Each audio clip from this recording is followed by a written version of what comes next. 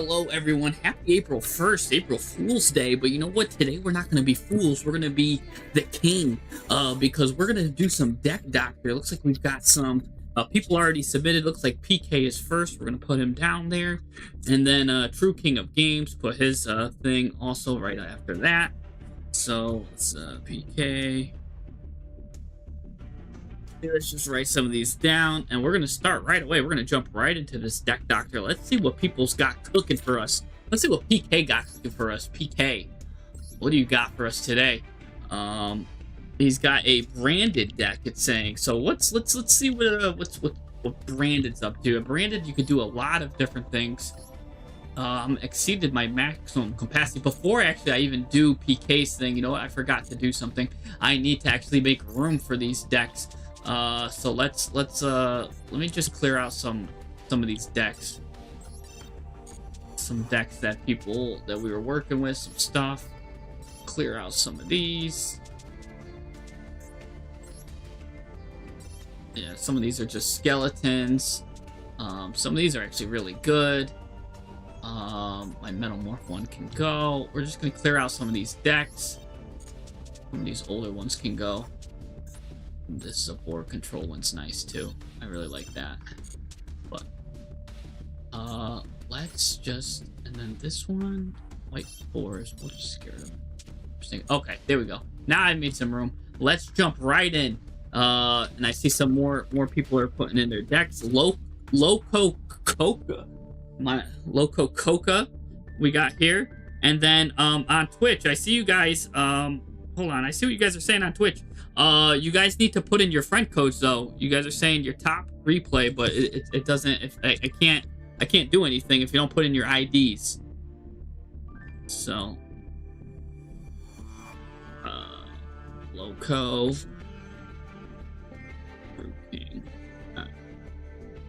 All right. Let's yeah, I'm the same guy that does the deck building math. Exactly. Yeah. Loco Coca, man. Yeah. That's what we're here for. We're here for the deck building math and to, we're gonna round everything out. That's the whole point. So let's take a look at what PK's got for us. He's got a branded replay. Let's take a look, take a little gander at what we got, and let's see if we can make it better. We're gonna start with this branded deck. Branded's always a nice. It's a good way to start. Shags, I see you. I'm adding you to the list. Where we going? Cafe's going first. You got a Duel and Lockbird in hand. You've got the best duel branded music. I really like that theme song. 516. What are we up against? Oh, we're going against the Magnet Warrior plus minus to the 5th power. This is a really strong card to start with. This guy immediately can just fuse. At least he got a Duel and Lockbird. That's going to stop a lot of their nonsense. But they will be able to send a bunch of stuff to the graveyard and still be able to look at this. Still be able to do another fusion here. That's double fusion. But this Flux Orkins field doesn't do anything crazy yet. It needs to like get something from the graveyard. Special summons from the graveyard. Quick effect, target an earth monster you control and the card your opponent controls. Return them to the hand. Not that crazy of an interaction. It's really they're going to need to draw to start getting some more stuff. And so yeah, you pretty much end him there. Looks like he didn't even have an SP Little Knight to go into, but he is leaving these on the field. When an Earth Monster field effect is activated, this guy's actually got a decent effect. Quick effect, tribute this. Then you're going to turn it to face down. So he's got a Book of Moon. He's got a return to the hand. So like, like what do they call that? The emergency ejector. I forgot the name of that trap. So he's got that. He's got that. He can tribute this to get a level 4. So that's a quick effect there. And then, what does he got here? Is this going to do anything? No, I think that was just, it was just an addition, but we got drolled, so nothing happens there. All right, so draw phase here. Good start for the draw phase right here. Going to go right into Super Poly, so that's nice. We're probably going to take both of these, or no, these two are the best to get rid of. Yeah, those two right there. You're going to go into like a Mud Dragon or Garura right here, probably up Garura. Simple and efficient, really good. Gonna draw a card. This Visceral Serenir probably gonna send something. He's gonna ash that, which is really bad luck for him because the branded fusion's the correct thing to ash. Now he's gonna do this. This is gonna get another level 4 out. It's gonna be this Epsilon here. What is this? This guy gonna do anything here? Epsilon. No, no deck to check in, but want to donate to Mr. Beast. Thank you, Kick Fat Bar. Thanks for giving me a break. Literally. So appreciate you. Yeah, Bearded Goat, if you didn't post a friend code, sometimes if you just post your thing in, just the number, it won't show. So you gotta put like your number and then probably put something. Here's your ID to double check. All right, Lawlessness, I got you. I'm adding you to the queue. All right, so what's going on here? So you're starting to do your branded stuff, getting your Albion. Albion's gonna be able to. Well, here's the thing: you don't have a card in the hand though, so you don't want to go into the Bestial Lubellion. Oh wait, never mind. This is gonna draw you a card at least. But whatever you add, you're immediately probably gonna send if you go into yeah, Lubellion here, because he needs a card. So make sure you add some kind of discard fodder there. And then hey, she gets to at least kind of special summon it back. Which that is a negate on the field, actually. Not a lot of people know this, but when your opponent monster activates a monster effect on the field, you get to send this. You get to send this from the field to the graveyard, so that it works on the field too. Chickaboo, how's it going? I see you, Chickaboo. Thank you. I got you here. I'm gonna add you to the queue here, Chickaboo. 970778155. Chickaboo. Alright. So what we got here? So now, yep, see that on-field effect's gonna negate. So even if they try to do something, yeah. Now this guy's gonna quick effect. Like, for getting drolled, they actually have a lot of interruptions here, which is kind of crazy here. So that's interesting. Yeah, gonna go there. It looks like Droll kind of sealed the deal here. You know, I mean, the branded stuff is doing great for you, but Droll really is doing the most here. Bestial coming out here, probably gonna get you your branded regain. You don't play branded regain here? Interesting. You're running Bestial cards, but you're not playing regained. That might be something. If you're playing Bestials, you really kind of want to play branded regained. Because again, you do all of this banishing stuff. You could shuffle stuff right back in. It's really good there. So we'll look at the deck. Let's see if we could play Regained. Now this guy gets a chance to get a crack back here. He gets to go into Tessalon. But this is going to come right out. And then he's going to do his fusions here. So, okay. Interesting stuff there. Oh, you've got a Dinocide in this? Oh, okay. What the heck? But we'll see here. So gets Blazing Cartesian. He gives up. Yeah.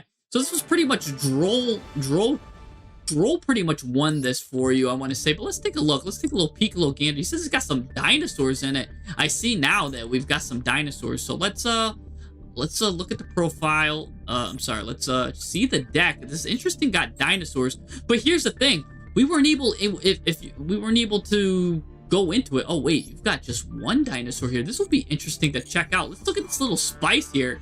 PK, it's got the Pankratops logo too. So PK Pankratops, I get it. Let's take a little peek, a little gander at the Pankratops branded by PK here. So yeah, the 2 Drolls and the Maxi. If you're gonna play hand traps, that is the perfect amount. I'm not big on hand traps, but these 3 hand traps right here are at least the turn enders, right? It's always been my thing, especially for 2-card combo decks, that you got to play the board breaker. So already I'm very happy with seeing 2 Drolls and a Maxi. That's literally what I run, and probably like you could just look at any of my decks, right? Besides the Dracotail one, but like any of my decks, it would just have that 2 Drolls and a Maxi, right? Or just that's just a perfect amount, really, because hand traps, you turn on Tactics, you turn on Canine, and they don't do anything anymore. Hand traps really, like Ash Blossom, Bell, Ghost Ogre, those hand traps affect Veiler and Perm. Any opponent with even the smallest amount of gas will just push right through them. So if you're going to play hand traps, there's only 2 right now, I would just say, and that's Droll and Lockbird and Maxi. You saw how Droll and Lockbird pretty much won that match. All right, so we're playing 3 Albaz. I never think you need more than 2 Albaz, because otherwise it ends up being a brick in the hand. You don't need to play 3. Especially since you've got more than enough ways to recycle Albaz back in. If you ever need Albaz to go back in the deck, don't forget, they shuffle the material back into the deck. So you get to shuffle your Albazes back in. This guy can also his name becomes Albaz in the graveyard. So you kind of have a bonus Albaz there if you really need it.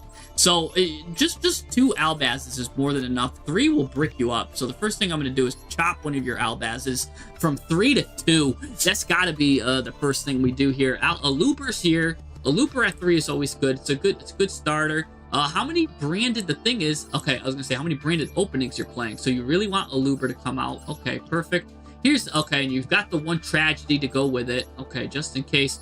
Tragedy also works on the discard a card here, so that's really nice here. You've got Tri-Brigade Mercourier. This is just going to be a suggestion here. You've got Tri-Brigade Mercourier that's got a banished effect, right? Thespian Tragedy also has a banished effect.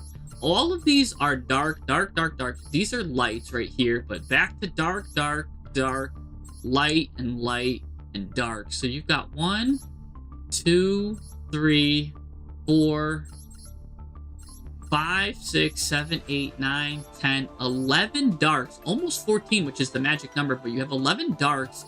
You can search stuff to get you more darks. I'm only considering a lore sometimes with these kind of decks, just because I made you a slot. I'm just going to put in a lore right now. Just because you draw 2 and you get to banish a dark, you get a little bonus if you hit Tragedy. But that's just a placeholder for now. Let's just keep looking here, because we freed up a slot. All right, so Blazing Cartesia is here. It's a great card. You're running it at 2. That's a good amount. Running her at 2. Running Quem at 1, which is nice. She keeps it's got some good effects. And then what's cool about Cartesia, she also just replaces herself, and it goes well with Fusion Deployment, because you can show Gangrenol and get Cartesia. You can also do Fusion Deployment and get an Albaz with any of your stuff, so you could kind of board break with Fusion Deployment. So I do like the Fusion Deployment. Sometimes I play it at 2, but 1 is fine. So if you don't like Allure of Darkness, you could always just put in a second Fusion Deployment, which is good there. This guy right here, it's gotta be shuffled by shuffling 5 of your banished dinosaur monsters. So this guy is dead. You don't even have more than like 2 dinosaur monsters. So I don't know what the you're gonna have to help me out here. If this card is sent to the graveyard, I guess you're sending him to the graveyard with Branded Fusion. If he's sent to the graveyard, you can add a Evolution Pill. So basically, you're going to use him for Branded Fusion. But look, when you use Branded Fusion in that replay, you didn't even go that route. So if that's the thing, if you're not even going that route, and you're not even sending this guy, I don't know what the point is. Because then you'll get double Evolution Pill, banish the dinosaur that you sent right there, and a non-dinosaur monster. Special summon, you get to special summon this guy. So I see how you could turbo out Conductor Tyranno here. And ignoring its summoning conditions. So I see this because here's the thing, he's got another bonus effect if he's in his hand, if he's in the hand. But really then that just kind of just adds 1, 2, 3 bricks, right? You've got 2 branded fusions really, and you've got 3 really bricks that are garnets, I should say, because I guess they could come out of the hand, because they come from hand or deck, so it is a garnet. Well, a brick, I would say. Once per turn, because you don't mind if it's in your hand, it's just annoying. So I do see the way this Dino Tech is going, and I think it's pretty cool, but I don't know if we want to just get 3 garnets just for a quick effect like Book of Moon here. You to destroy a monster to basically Book of Eclipse. I mean, instead of just playing all of this, right? Like hear me out here. Instead of doing this, and the dinosaur, where's the other thing? And the pill. If you really just want that effect, just play Book of Eclipse. You know what I'm saying? That's literally what you're doing. And then if that's really what you want, you're just better off just streamlining it Book of Eclipse. Honestly. DD Vice King Requiem is here.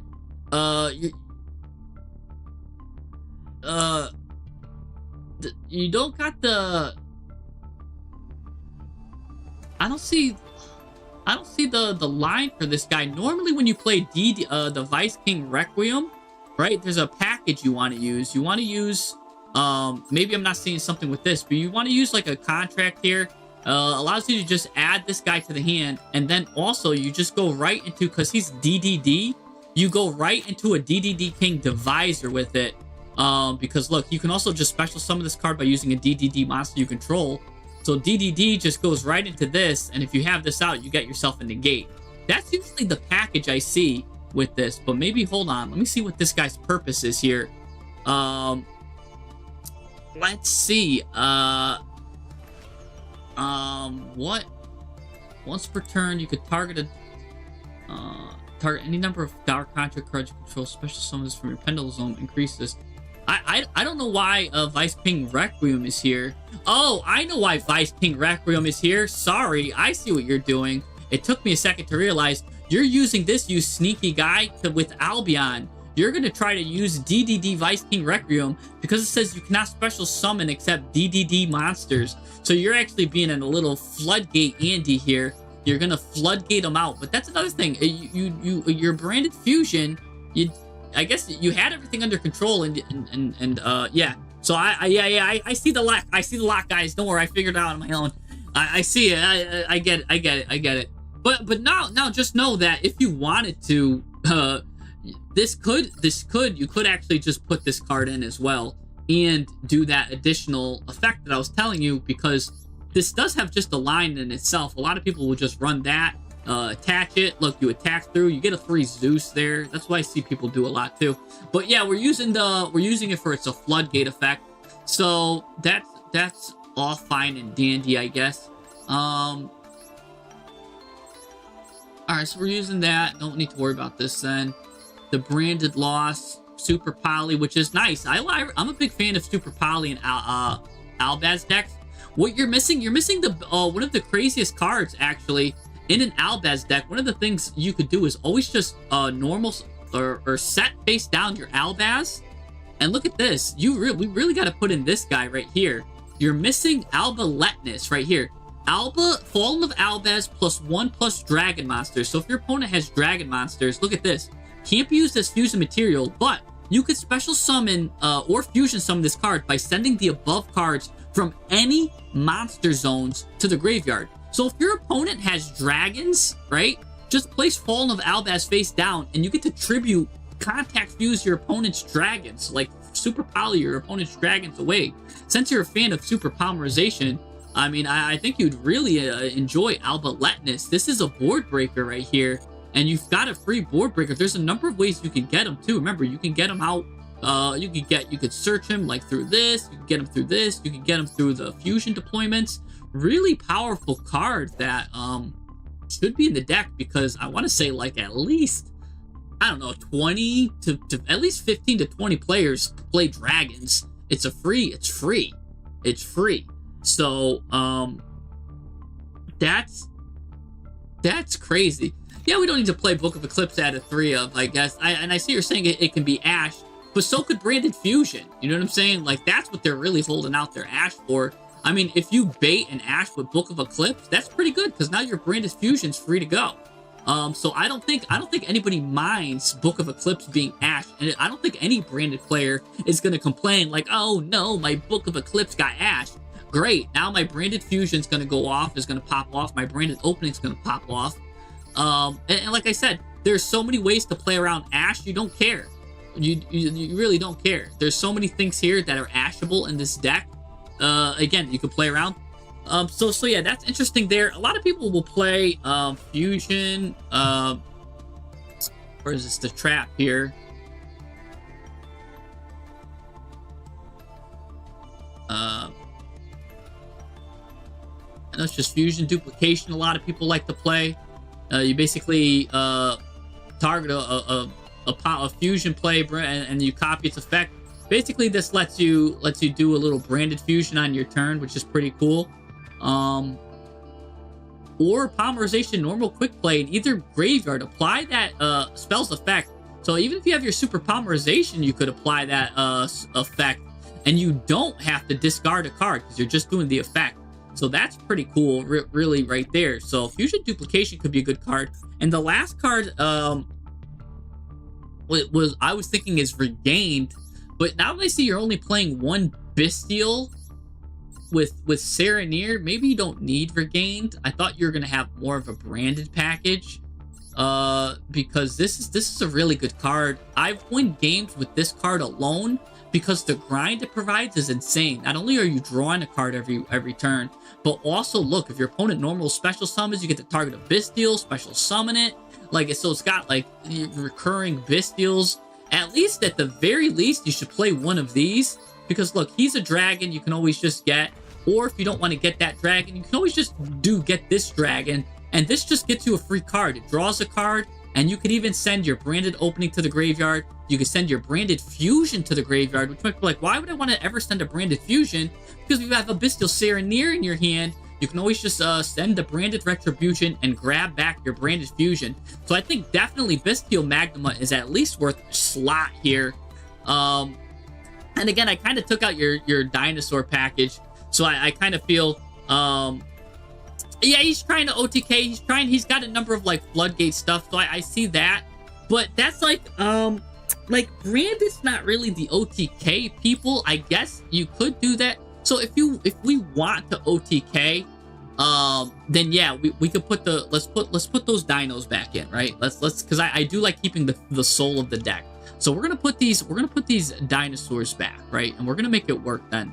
So we've got this, we've got the double evolution pill, and we've got it's like Quizzlecotl or whatever his name is. I always forgot his name. It's like Quizcottly, the Banished 5 guy. Yeah, Overtext Colatus, whatever. All right, so we're doing that. Can we do something to make this less? Can we fix this? Let's see, because let's look at the adorned. I want to look at adorned real quick. Do we need a anim adorned? This guy's normal summoned. Destroy a dino, but accept this. Yeah, you don't have enough dinosaurs for this guy. Huh. Do we need the gold Sark to banish Despian Tragedy? I don't know.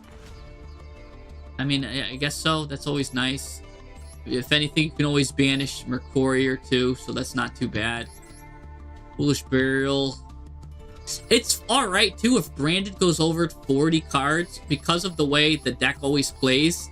It does kind of play around stuff like that. So I guess if you don't want, if you're going for OTK stuff, maybe you don't, because you went right into Bestial instead. Like, Bestial was your target, but I guess because you wanted to do the Albion. Oh, Branded just really excels though at the long game. By the way, if you're going for an OTK style, this card again will help you OTK, because remember, let's say you're up against a dragon deck and you fuse your opponent's dragon monsters. This card can attack a number of times each battle phase, up to the number of materials used for it.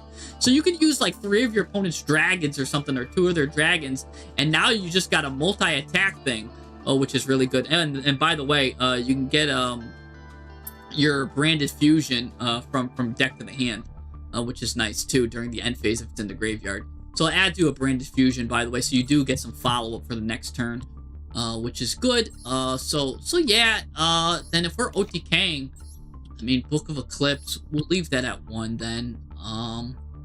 We're gonna OTK, so you don't need fusion duplication then.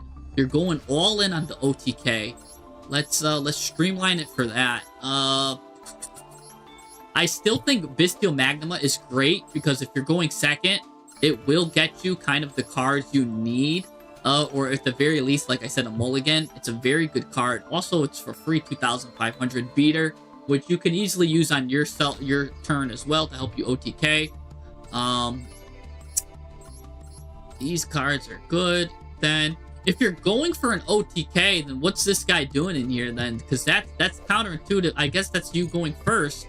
That's your game plan going first, and then your game plan going second is the Colatus. So just really interesting. I think that's really good. Some people are saying Verte could be a good addition here. I'd say sure, why not, right? You know what I'm saying? Like, you could put a Verte in if you're going for the OTK.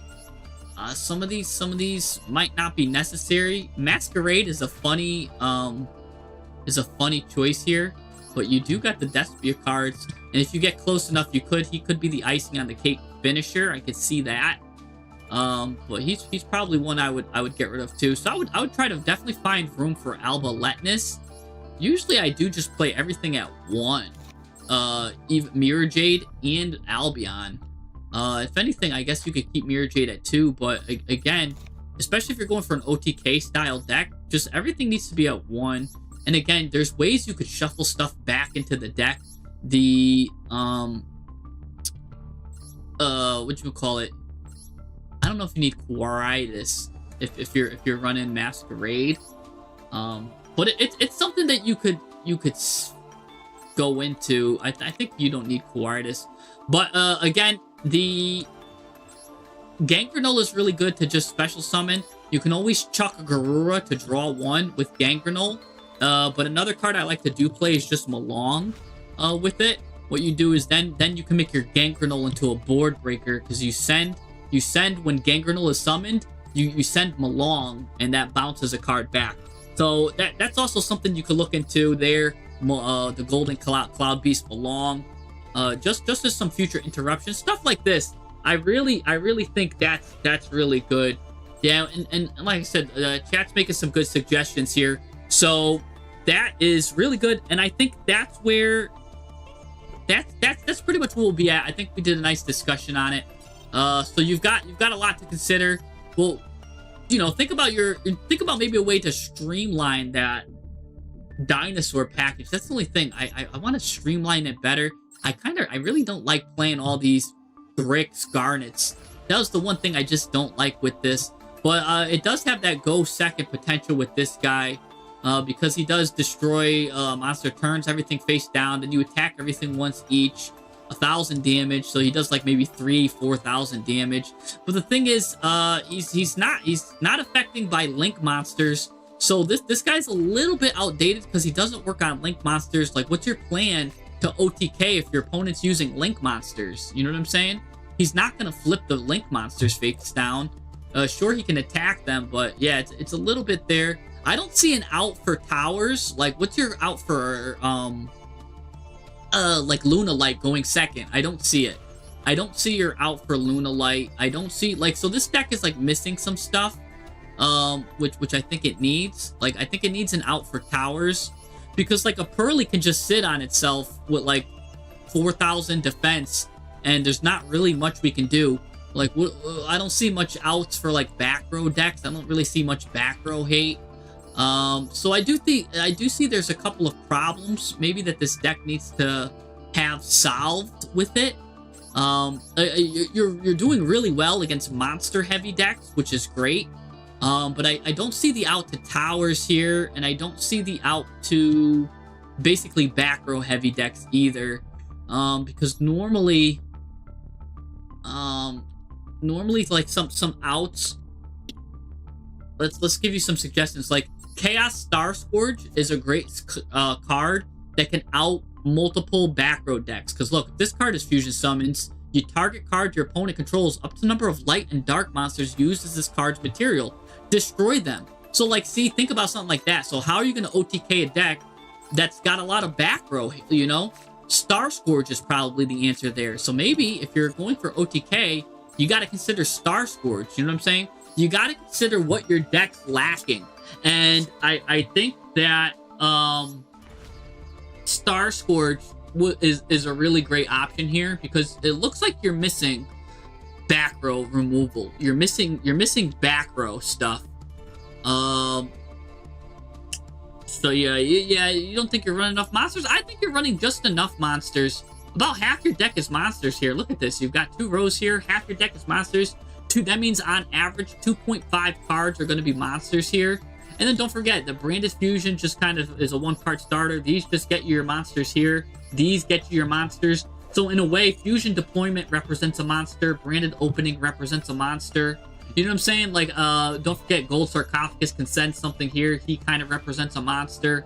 I don't know if we need Foolish Burial, honestly. What are we gonna bury? You know what I'm saying? I guess you just send this guy to the graveyard to add Despia. So again, Foolish Burial could represent a monster. And you could also send Albion, I guess. But yeah, so a lot of these cards represent a monster. Of course, Super Poly represents a monster, but not like any crazy monster, just like a Garou or something. You're not even playing Mud Dragon. Now that I look at it, Mud Dragon's like, this is good.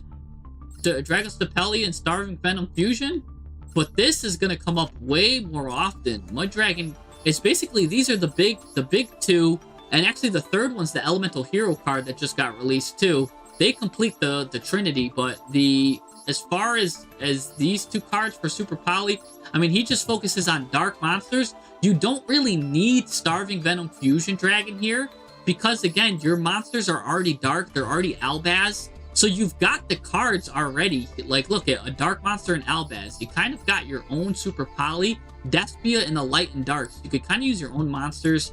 I guess maybe you could get rid of Dragostapelia. That's more of a high roll because you got to get your fusion out first. It kind of works a little bit better against certain decks than not. I haven't seen much Malice lately, so you kind of don't really need this. Maybe something like that. But again, I would definitely consider Mud Dragon as a better Super Poly target. So yeah, just some stuff to think about. Again, I don't know if we need Verte, but it's there. It's something to think about. Remember, because this locks you out of fusion. It locks you into fusion anyways. Branded opening locks you into fusion, so you might not need Verte Anaconda. Because I don't see you getting out two monsters really anyways, unless you Foolish Burial your Albaz to special summon Ecclesia.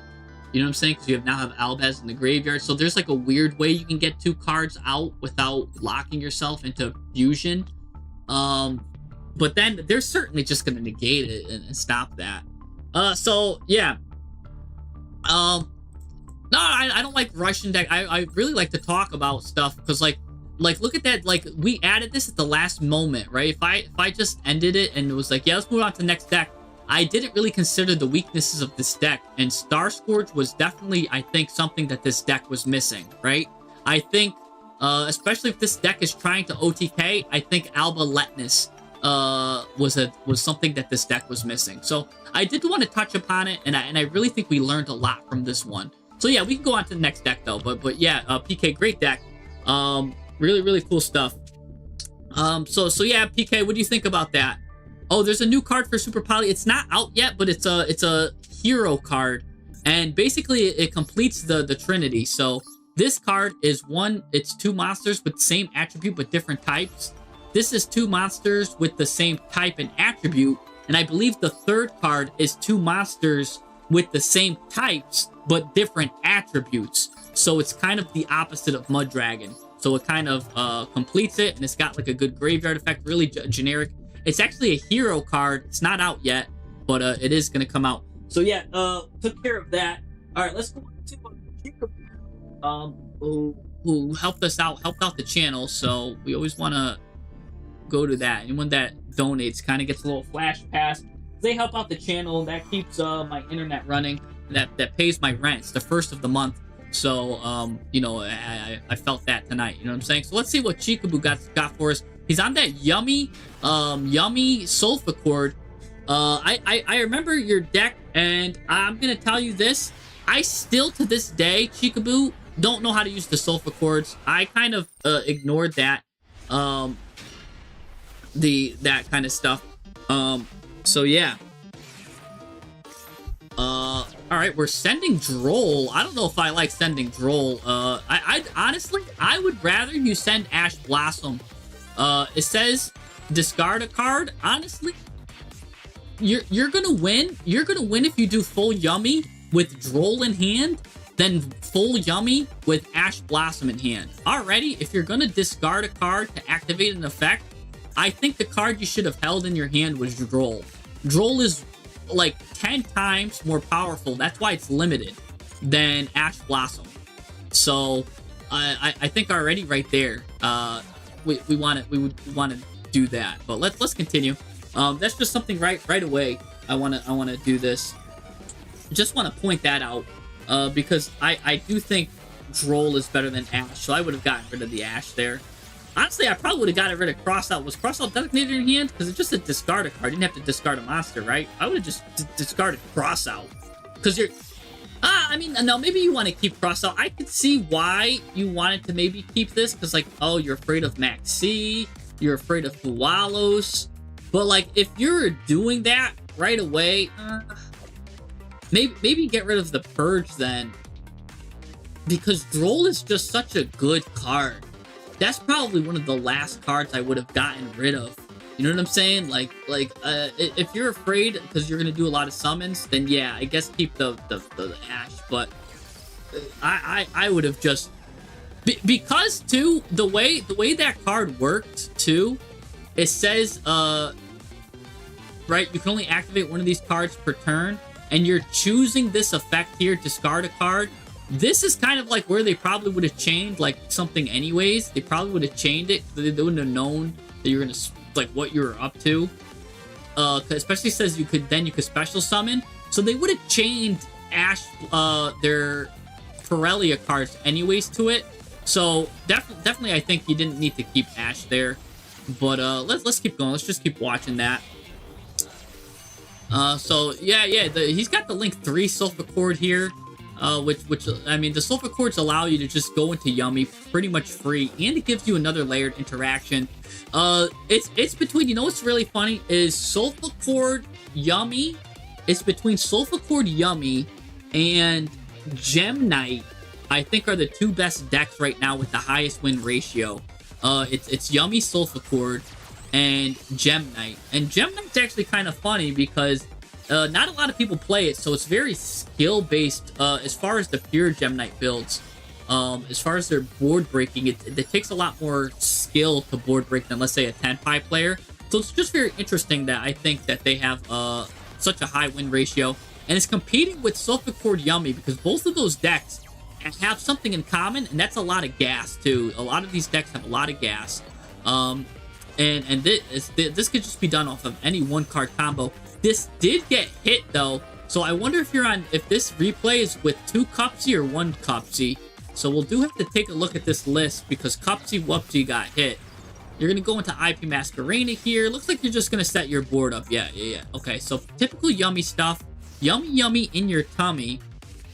You think it's a little bit too loud, this background music? All right, we'll lower it just a smidge. I love hearing the background music. All right, so he's gonna hit you with that, negate that. See, that's the power of Sulfacord. Look at that, ladies and gentlemen.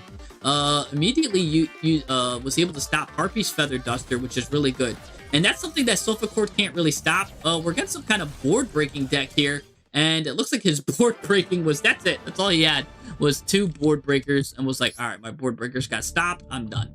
He was on that junk speeder stuff and realized he couldn't play. He did the right thing though.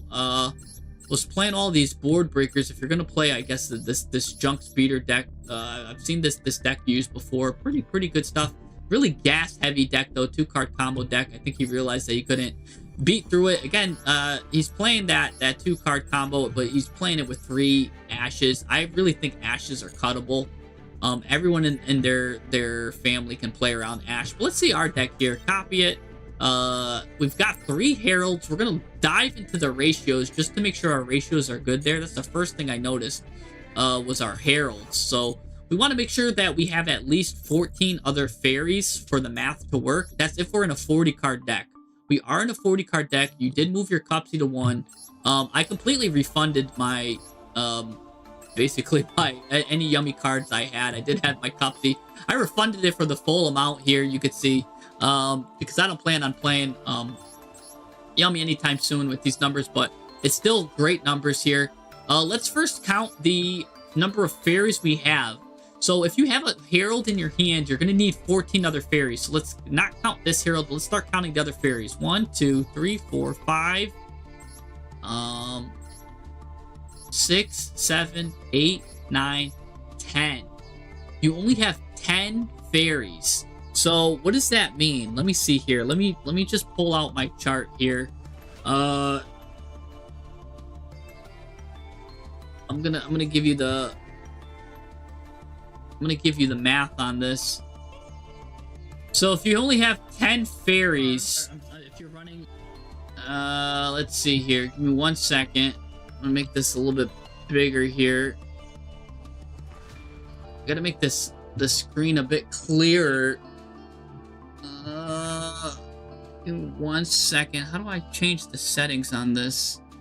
If you're playing, I'm gonna change this to make it just a little bit better for us so we can all see this together. I'm gonna show you your odds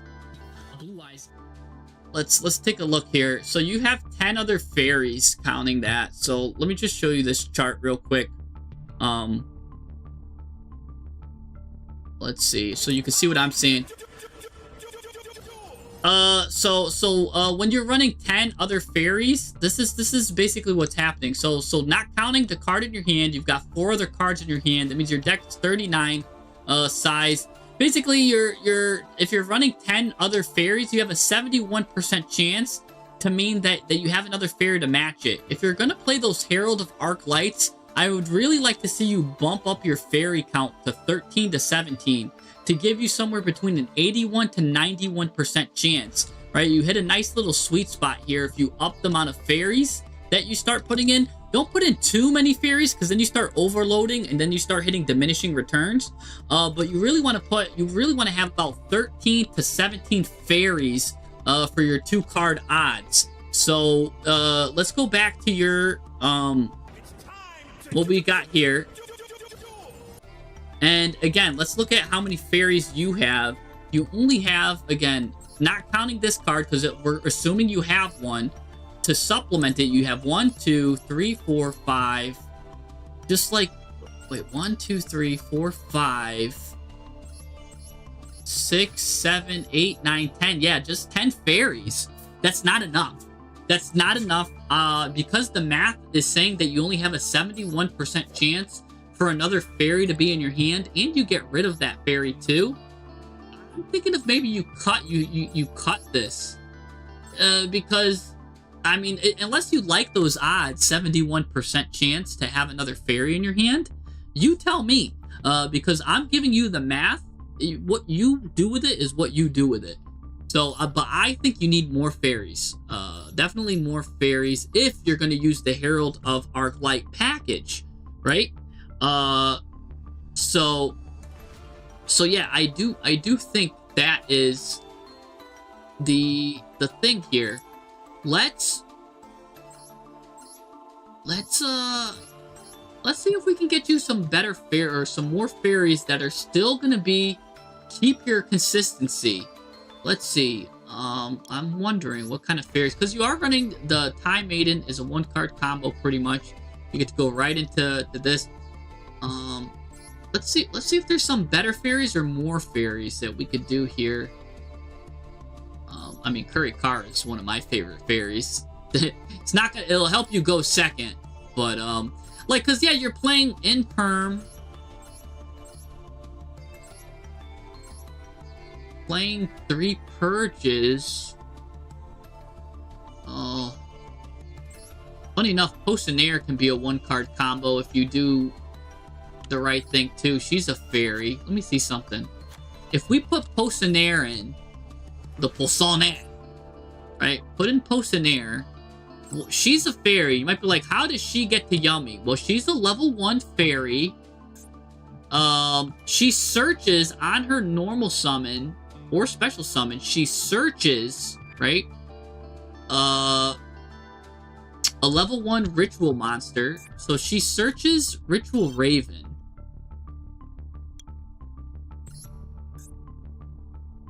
Right?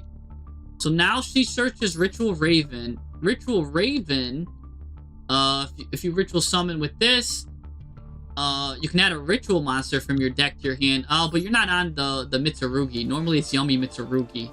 So sorry, I got lost in sauce there. That would kind of get you something interesting there. But I mean, you could still just you bring her out. Well, actually, no, you don't even need Mitsurugi. This is just 1 card. Sorry. Even if you don't even want to play Mitsurugi, look at this. Look at this. So, yeah. This could be what you want. You don't need Mitsu for this. You just need 1 Ritual Raven. Where's Potionaire? Why is give me these 3 back? So what you do is, right, this is the combo, right? So this is a way to sneak. Not only is this is Yummy, full Yummy, but it's also a good engine for you. So you add 3 more fairies. So if it's normal summon, you add this card, the Miracle Raven, right? Now Miracle Raven is in your hand, right? You put Miracle Raven in your Pendulum Zone, and you tribute it by getting rid of the Potionnaire.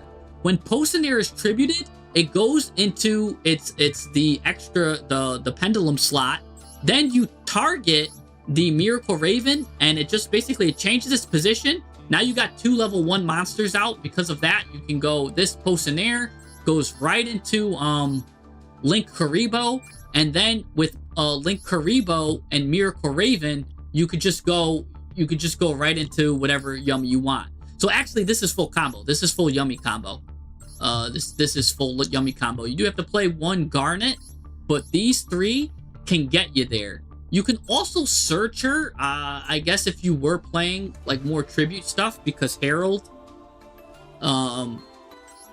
if this card is tributed, can get you there. She's also a fairy as well. I mean, this just screams like you should play a fairy package here, allowing you also to send. That lets you just send a Herald of Arclight, which you do have at 1, but you just have to get it back. You'd have to play a Samsara Cat to get it back. Samsara Cat allows you to basically return a card to the extra deck. So you just have to make room for a Samsara Cat. So if you did want to play Diviner and send your Herald of Arclight, and then you could tribute this card. There's again, you could tribute it through the Miracle Raven, but there's other ways you could tribute this just through like weird text. So like if you don't want to play these imperms, right? I'm getting saucy here, baby. Maybe you want to play something. Oh, this could be weird.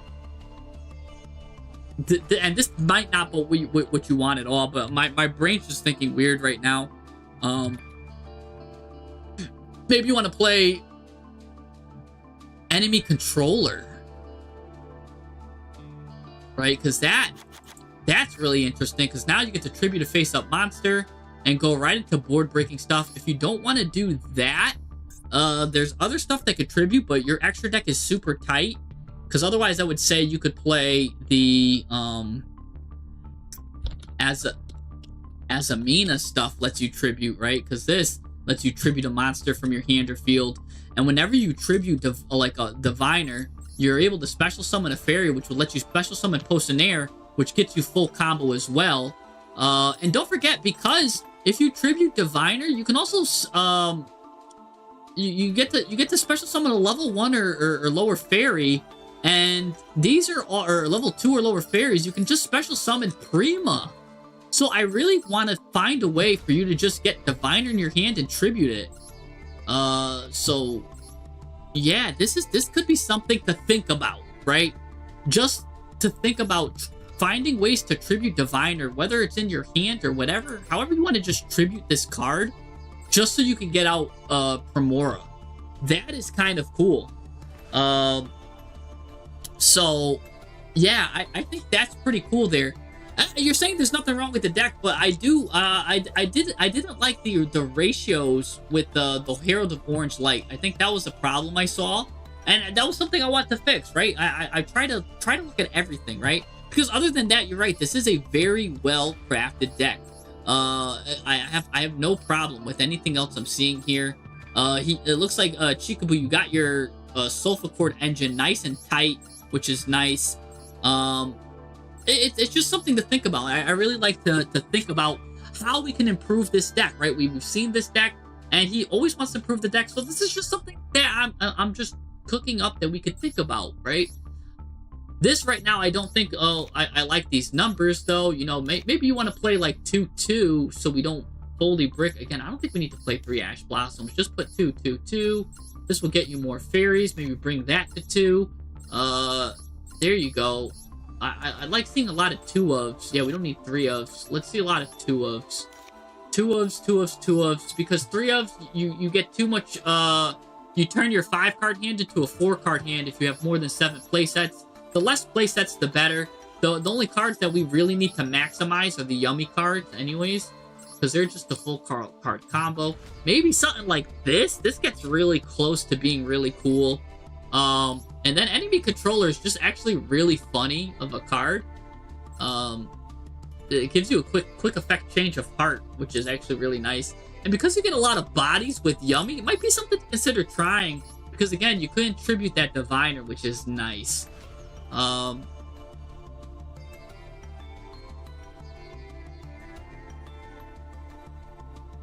Too many. Jesse Cotton would be mad. No, but it's mathematically you don't want 3-ofs. 2-ofs are superior to 3-ofs in every way.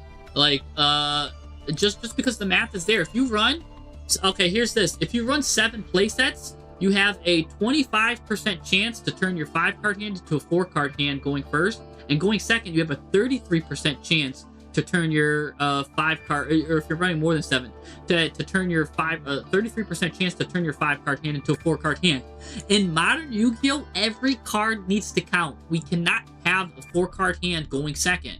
You just can't. Having a 4-card hand or turning your 6-card hand into a 5-card hand, we can't do that. Every card needs to count.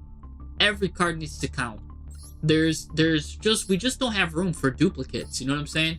It's fine, I guess, to keep. There's certain cards that don't count, like so imperm kind of doesn't count, but I don't like it because you could dodge it, right? But it doesn't have a hard once per turn.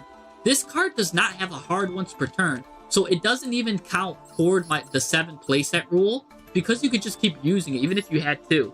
So just really cool stuff. I wonder if you do want to play 1 Eva actually too. I'm just thinking of that. It is a level 1 fairy also. If it's sent to the graveyard, you get to banish some more fairies, get some fairies. This is kind of cool. And then Herald can just send Eva for free. You know what I'm saying? Just to get you 1 fairy, because then Eva basically is able to banish 1 fairy just to now you could get a fairy in your hand.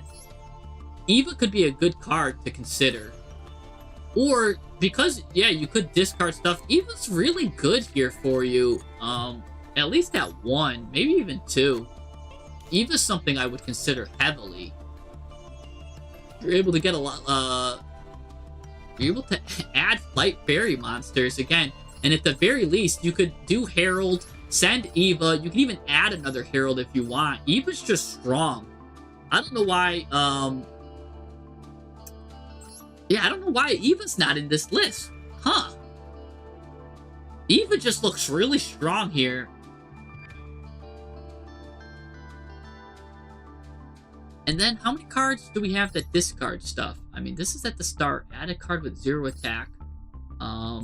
So you can get your Prima, and you can get your Sulfacords. Do any of these have 0? You can get Cupsy, too, with this. That's nice.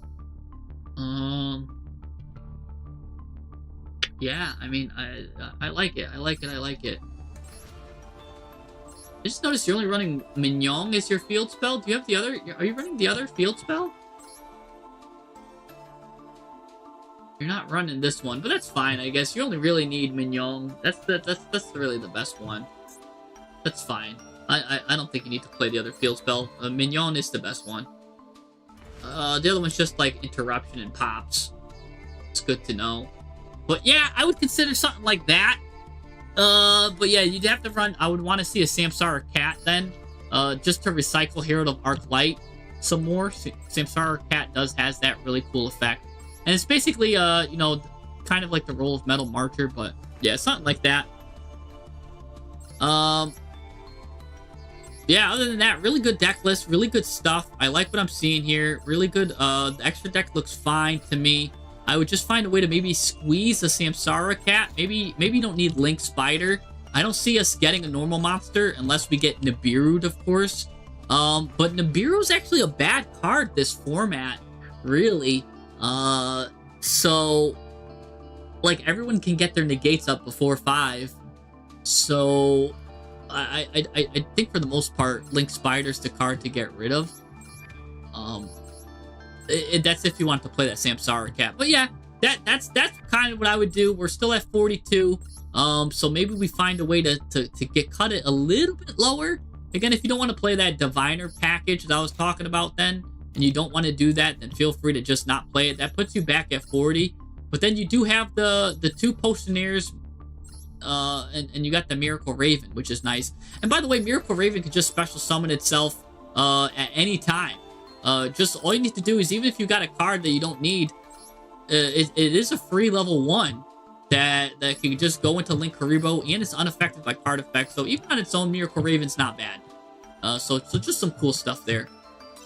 I would kind of do that. That's kind of what I would do. And then you got you could put back your free extra deck slot that you want. All right, let's go to the next one here. We had True King was next on the list. No, it's first come first serve. I do, because yeah, first come. We got True King is next. So let's see, True King, you're here, right? Lawlessness. Yeah, no, I know you were here last week. I just do the first come, first goes. Jelly is here now. Jelly was I've got Jelly. I have Jelly. Jelly gets Jelly. I'm gonna do you right after True King. Jelly. I felt bad. Jelly was here the entire stream, last stream. I wrote down Jelly. Jelly was here since like the countdown. So Jelly, I'm gonna do True King, then I'm gonna do you. So I didn't forget you, Jelly. Jelly, I basically I tattooed your name on my body, Jelly, from last week. So, and I even remember, I believe you wanted to play, I think it was a Trap Tricks deck, right? You had Trap Tricks. So, let's look at that. Ooh, what do we got here? We're seeing some spice here. Well,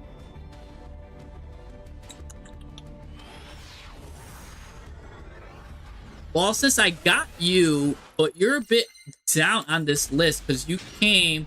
Let me see where Lawlessness is.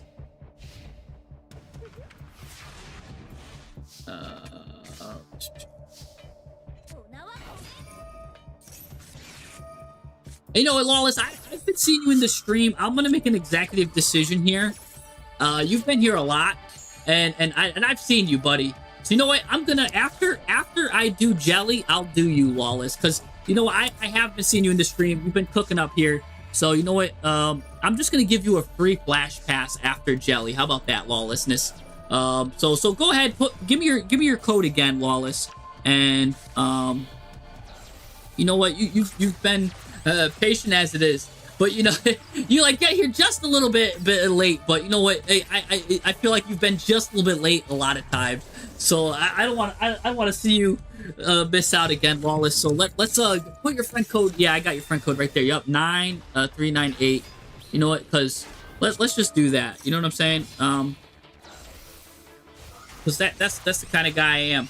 What you do is, yeah, you just put your code in. I do flash passes if you really want to get your deck doctored and you want to help out the stream. You know, it's the first of the month. Anyone that donates to the stream can get a little bit of a flash pass, because that really helps out our community. It really just, you know, pays the rent. I just had to get my own, basically my own internet, because the landlord internet I had here was cutting out and whatnot. So yeah, we do that. But anyway, so we're cooking up. I didn't get to focus on this build going on here. We're on turn 2, and it looks like White Forest has had more than enough gas. And this Gem Knight, this is a good hybrid build. Hold on. We're talking about Gem Knight hybrid with White Forest. I just got through talking about how Gem Knight and Yummy, right? Those two cards decked separate have the highest win ratio in the game. So the gas from White Forest combined with the board breaking capabilities of Gem Knight, this could be a really interesting deck to copy and build here. I really want to look at this here. This is an interesting build. And we're up against the K9 stuff. Diabell's gonna of course add Fila Diabell. Fila Diabell's gonna be able to look at this. You're just able to get your tuners up. What are we going into now? The 12 tuner Vengeance Dragon? Vengeance? Yeah, Vengeance Dragon's here. This is good. Yeah, I gotta see the synergy. Yeah, definitely gotta see the synergy here.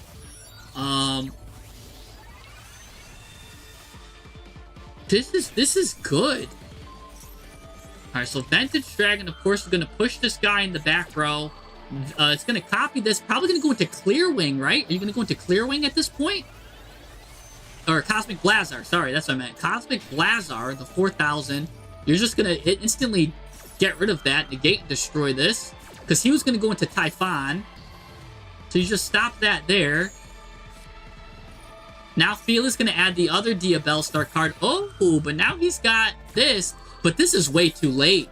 This is way too late in the combo for this. Oh, yeah. See, and you're even running Vingolf's Blessing, which is really good to send fairies to the graveyard. You could send this guy to the graveyard with this. This is nice. I like what I see here. And then this guy's, now you've got just pop a card. He's going to add Max C with it, though, so just be careful. Or, if he was a smart guy, he could have added Sneaky C. But it doesn't look like he's getting that sneaky. But what do we got here, though? We're going to the end phase here.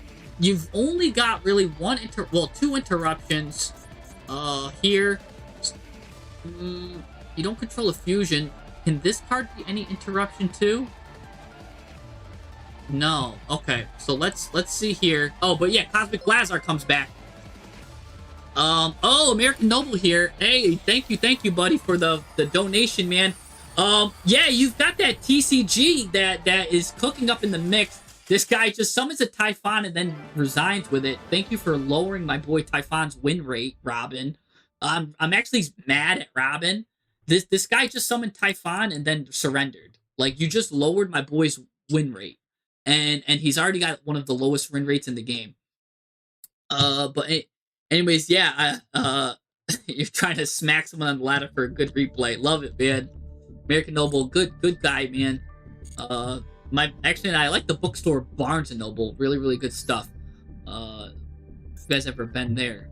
But anyways, I'm getting a little sidetracked here. Let's see our deck here. I love the way, so I'm very familiar with both of these decks. So I'll be able to, this is just an interesting combo. I never thought to see them put together. So it looks like you've been making it work. So this is pretty cool that you found a way to make it work.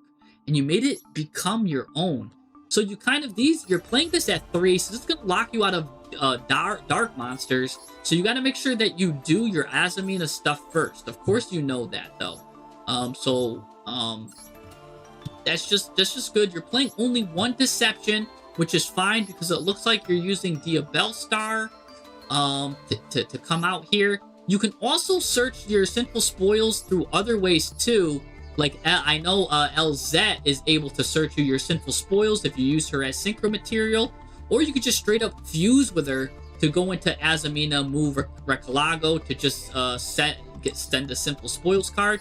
I love how you're using Evenly Matched at 3. Again, I say this all the time. If you're not, I don't think hand traps are the way, right? You're using 3 Ash, I guess, to stop because you are a combo heavy deck. So sure, I get it.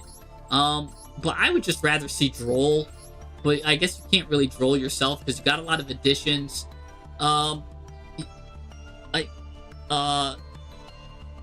This is good stuff here. I'm gonna say something wild, and this has been just what I've been seeing lately.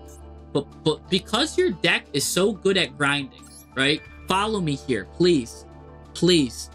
You've got Diabellstar, which comes back, grinds. You've got Deception, which comes back, grinds. Even these decks here are really good at grinding, right? This is gonna be crazy, right? But this is what I've been playing this, and it's just kind of what I've been realizing more and more. It's special summoning Timaeus on my opponent's turn has been better than Dark Dragoon. It's crazy. It's crazy. At least in terms of grind decks, I think Timaeus is better than Dragoon. And hear me out, right? Okay, I know Dragoon's a negate and gets 1,000 attack, and then it goes away. But look, hear me out. This card is unaffected by card effects till the end of the next turn. So if you special summon it on your opponent's turn with Timaeus, you get this card for your turn and your opponent's turn, right? Then, I know that, again, I do know that Dragoon gets the Omni Negate and is pretty cool. But, look at this. This also has a form of interaction. During your opponent's turn, you could just quick effect, target spell and trap on the field, destroy it. This is almost always live because this card cannot get defeated. And I'll tell you 2 reasons why. 1, it's a crazy towers. It's infinitely harder to out than Dark Dragoon. Dark Dragoon is hard to out. This card is impossible to out, right? And there's 2 reasons why this card's hard to out. Not only is it unaffected by card effects, right? But it gains 100 attack for each spell in the graveyard and banishment. Look at all these spells you're running. Look at all these spells. So this guy's going to get a boost attack. It's got a hidden effect. So it's going to get boosted up. And it's not even counted the opponent's spell and traps that they're going to use too. So this card gets boosted up. And then on your turn to crack back, it gets boosted up even more. Crazy. Crazy, crazy, crazy. You do have, yeah, you already have enough Omni Negates with Blazar, which is, again, another form of card that just continually comes back. So realistically, I think you want to just set up Timaeus here and just have yourself an unaffected towers that's just going to sit there. You could blow up a spell trap in the field at the end phase, if anything, or if they're using a field spell, continuous spell. This card is better than Dark Dragoon because it can be proactive instead of reactive, right? And you don't have to discard a card for its cost. Dark Dragoon requires you to discard a card. This card just requires you to be out on the field. So this is really strong. And in my games, I'm telling you, Timaeus has started to win me more games than Dark Dragoon. It's crazy. It's crazy. It's crazy. And I know it's nuts. It's nuts to consider, but it's true. And it's look. Lawless. Well, I know you're gonna be next, but please, follow me on this. Follow me on this, right? Just follow me on the thought of Timaeus being better than Dragoon for a second. Let's look at a replay I have here. Let's look at a replay. I believe it's just the first one here. Look at my boy Timaeus right in the middle here. So I play both. I play both in this build. I play both. But Timaeus, and I'm slowly starting to summon Timaeus more than Dragoon. Like it was like as I'm starting to realize the power of Timaeus. So this replay was in one of my recent videos. So you guys might have seen it. Look, I'm against the Meta Slave here. Meta Slave. Let's look at my extra deck real quick. I'm gonna fast forward this. I play both Dark Magician. I am playing Timaeus and Dragoon, right? Okay. So just know that I do have three. And this is, I'm just starting to see it more and more often. So this guy's going off, right? You can tell here, I'm kind of on a different build. I'm on a Forest Snake Guy build. But we've got a lot of the same elements with Deception and all this stuff. So he's complete meta trash here, going into K9, going into Nash Knight, going into to whatever. And here's what's cool. I don't have hand traps in my deck, so I don't care. I'm not turning on his K9 card, so he's kind of mad at me for that. So he's got to hard get these guys out the hard way, and he's got to hard add these cards. So I'm gonna make him add it the hard way. But anyway, so look at this crazy board he's got. He's got, of course, the transform thing here to get Werewolf, which is going to look at my hand and be annoying. He's got Nash Knife, which is going to suck up my thing. He's got this card right here, which is going to turn Book of Moon me. And then if it goes to the graveyard, it's going to pop a face-down card. And he's got Ripper, which, look, I don't run my hand trap stuff, so he's not going to rip anything. So, yeah, this card's dead. But for a lot of other people, this would be a live card. And what do I got here? I've got a brick here. Illusion of Chaos is kind of cool. I've got some stuff here. I've got two bricks, right? So I've got to go against a full board with two bricks. Let's see how we do it here. So we're gonna start off with this right here. Why? He's gonna immediately go into the forced release, because he wants to take a look at my hand and take out the most important card. Forced release also pops the card too, so he's gonna just pop this card right away. So yeah, he's gonna go look. He pops this card, bada bing, bada boom, pop it, drop it. And then I set this. Now he's gonna take a look at my hand. That's why I had to use this immediately, because the rest of my cards weren't necessary to the plot, right? King Sark was necessary to the plot. He gets rid of Illusion of Chaos for some reason. I guess he didn't want to see me going into the Souls package, which could be really good. Okay, so I can see that why he gets scared there. Get rid of these two. Bring both of these guys out. Right, bada bing, bada boom. And that was really first. I kind of wanted to check with that card first. Normally I want to go to Imseti, but I didn't want him to get rid of Imseti because Imseti is very important to me. Because as we all know, Imseti is a level 8 Dark Spellcaster. So that means I could just immediately turn it into that Dark Magician of Destruction here. Dark Magician of Destruction, of course, able to add me that Timaeus card here, Gaze of Timaeus here. I'm going to turn both of these into whatever I want it to be, baby. I'm going to turn it to SP Little Knight. That's what's really good about this. Now, because it was special summoned by using the fusion monster, I get to now just banish a card. We're going to banish now. Hardcore banish Nash Knight. He's going to try to suck up a card. I'm not going to let him suck up my card, so I'm just going to pick both of my cards. Now, if he wants to suck up a card, he's got to suck up one of his own cards. So that's kind of a cute way I'm dodging this. So none of my cards get sucked, and he's got to just bring out his own card, and then it gets banished. So now, here's where we go, baby. Here's the big dog coming out here. It's not going to be Dragoon. Who's it going to be? It's going to be Tamias. He's unaffected by effects, right? So that's cute there. Not only is this cute here, look, it confuses my opponent. He doesn't read, so you get the bonus of opponents that don't read. Because I was just going into the battle phase too, by the way. This was me going into the battle phase, so he got, since that's only during the main phase, he got scared and was using this ability. Because I was like, go to the battle phase. Because I knew if I normal summon Snake Eye Oak, he would do this to turn my Snake Eye Oak face down. So I'm going right into the battle phase because I got to take care of this card. And he misplays here with that, so he targets that, and then he goes into this. So now I'm like, oh, great. Now I don't have to go into the battle phase anymore. So now I continue my main phase because he misplayed. And either way, I was going to destroy that card. And now I'm going to just do my Snake Eye Oak stuff. We're done with Gold Sark here. He's now going to use this card here to get Holly Sue out, but I don't care because I'm going to make sure the card I get out is going to be more attack than I'm going to get out Flamberge. This does two things now. By getting out, sorry, I'm going to add this first. Get Kurikara. I was thinking of adding Flamberge here, actually, because I know this card takes control of the card with the lowest attack. If I brought out a Flamberge and this had lower attack, he would have been forced to take control of this, but it's unaffected by card effects, so it would have probably fizzled out. But I forgot that he did so many effects that I realized that Snake Eye Ash adding Kurikara was just a better thing here, too. So now he gets scared. He's like picking out his cards, and he's just going to get this card out for whatever reason. Destroy a face-up card on the field. Sure, destroy my Ash. I don't care. But he doesn't even have time to do it because I just immediately tribute everything. So now I get a big dog here. I'm going to get rid of both of these. Now I'm going to go into Flamberge full combo. And Tamias is just sitting here, aura farming, just basically owning Dr. Owner. And yeah, Tamias basically winning me that deck because Dragoon would have won me there. He actually would have gotten taken control of. He would have gotten like flipped face down or something. Like so much stuff would have happened with him. So anyways, let's go back to the deck.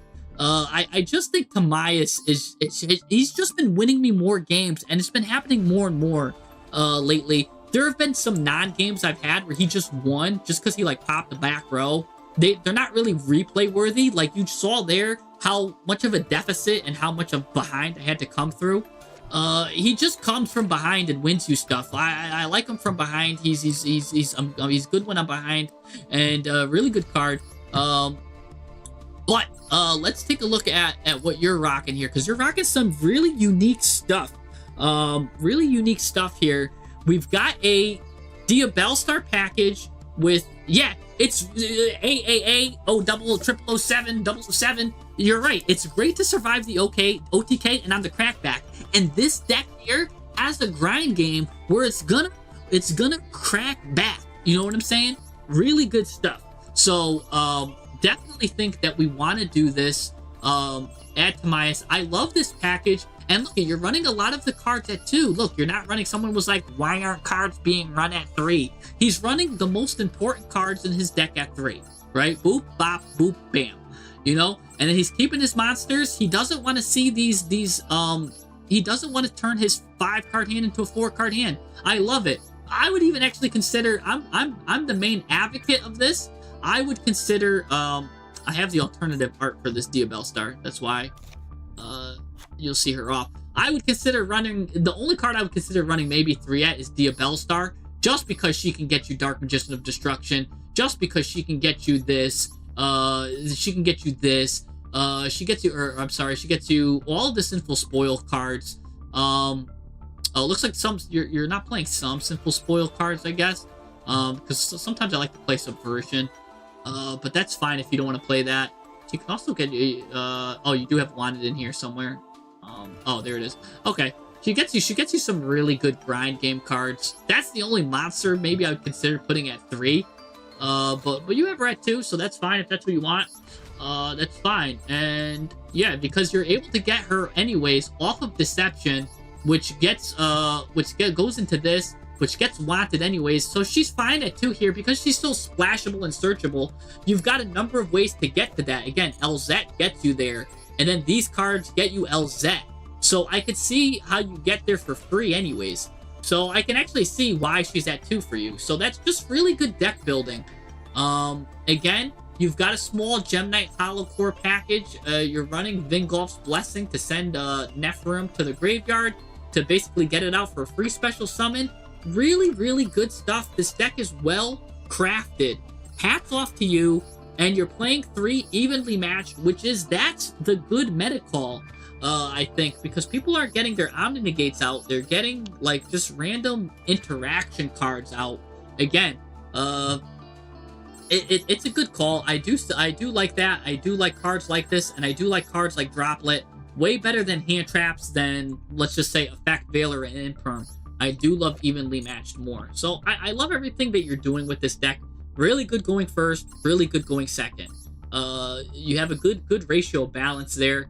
The other thing is I would just say maybe try Tamias. If you're not ready for Tamias yet, keep Dark Dragoon in then, right? Because that's kind of what I did. I wasn't ready for the full switch yet. So I kept Dark Dragoon in, but then more and more I'm just like, I don't need him. Just Tamias does the job. And I've just been like cutting Dark Dragoon from my list now. So that's one thing I would consider there. All of these cards are all recurable because of these cards. So that's nice there. You only need to play them at 1. This is good. This is good to copy that. You get to go into that. Really good stuff. This is good to get the fusion. You get to fuse into this guy. With this guy's out with this, yeah, you get a nice little interruption there. He's also a level 8, which can go kind of interesting well. There's one other card I would consider then. Because he's level 8, and because a lot of these cards have some good numbers to it, like for example, this is light 4, this is 4, this is dark 8, this is light 2. There's one other card I would consider that is really good, and it's Chaos Angel, and I'm sure you've been probably adding them and taking them out in your deck. This card is really good. It's won me a lot of games too. Especially since you can get it with light and dark. Get monsters you control can't be destroyed by battle. Synchros are unaffected by monster effects. You'll have a lot of synchros to play around with. You can get this card easily. I just don't know what card to cut because I saw this. Every single card here looked imperative to the combo. So I don't even know what card I would say to cut for this. So I could see why he's not on your list. But if you could stretch a card out, please find a way to get this guy involved into this. I just don't know what you do. And yeah, Dragon Neo makes probably the point that I want to talk about is some decks can't Outis. You don't need End Punisher because look, he's gonna have Tamias. Tamias will do what End Punisher needs. End Punisher needs low life points. This doesn't care about your life points. This just wants spells. And what's crazy is, by the way, Tamias gets attacked during your turn battle phase if it battles, and then during your opponent's turn too on the crackback it battles. It's got 2 hidden effects. People don't read its effects for whatever reason. I don't know why. This card just beats over everyone. They don't know how to count. They don't have time to count all the spells in the graveyard. They're like, it can't be getting that much attack. And then boom, this thing's got 3,800 attack because it counts the opponent's spells too. Like you have like 6 spells, your opponent's got 4 spells, and this thing just gets up to crazy attack. I've seen it get my Tamiases get up to over 6,000 attack because of my opponent's turn and my turn. They both get attacked, and then boom bop, it's deadly. So really good stuff. Survives through that crackback. Really good stuff. Really good deck list here. Just really solid deck list. I'm gonna just change this because this is something I might want to use myself eventually. So maybe this is something I want to test. This looks like a deck I'd have fun with testing. So I'm gonna put the word test here. I'm gonna want to test this out myself later too and see if I can work on this because this seems like a fun deck and something that I think has a really strong chance to be one of those cards that should just get you to Master 1 no problem. This seems like a very well constructed deck. Let's keep going. Let's see. So True King, that's a really good deck here. All right, Lawless. Lawless is up. Lawless is here. So let's do Lawless. Lawless has been patiently waiting. Oh, wait, did I do Jelly? Was that True King or Jelly? I forgot who I just did. I believe I still got to do True King or Jelly. Who am I missing? Lawless is next, and then it's gonna be True King or Jelly, I guess. I forgot who I just did. Was that True King or Jelly I just did? I didn't do you. Okay, Jelly, I'm gonna do you right next. So Dr. Sokka. I can't follow you because I'm on my maximum number of subscribers. Let's take a look. Ooh, you've got a nice nice replay.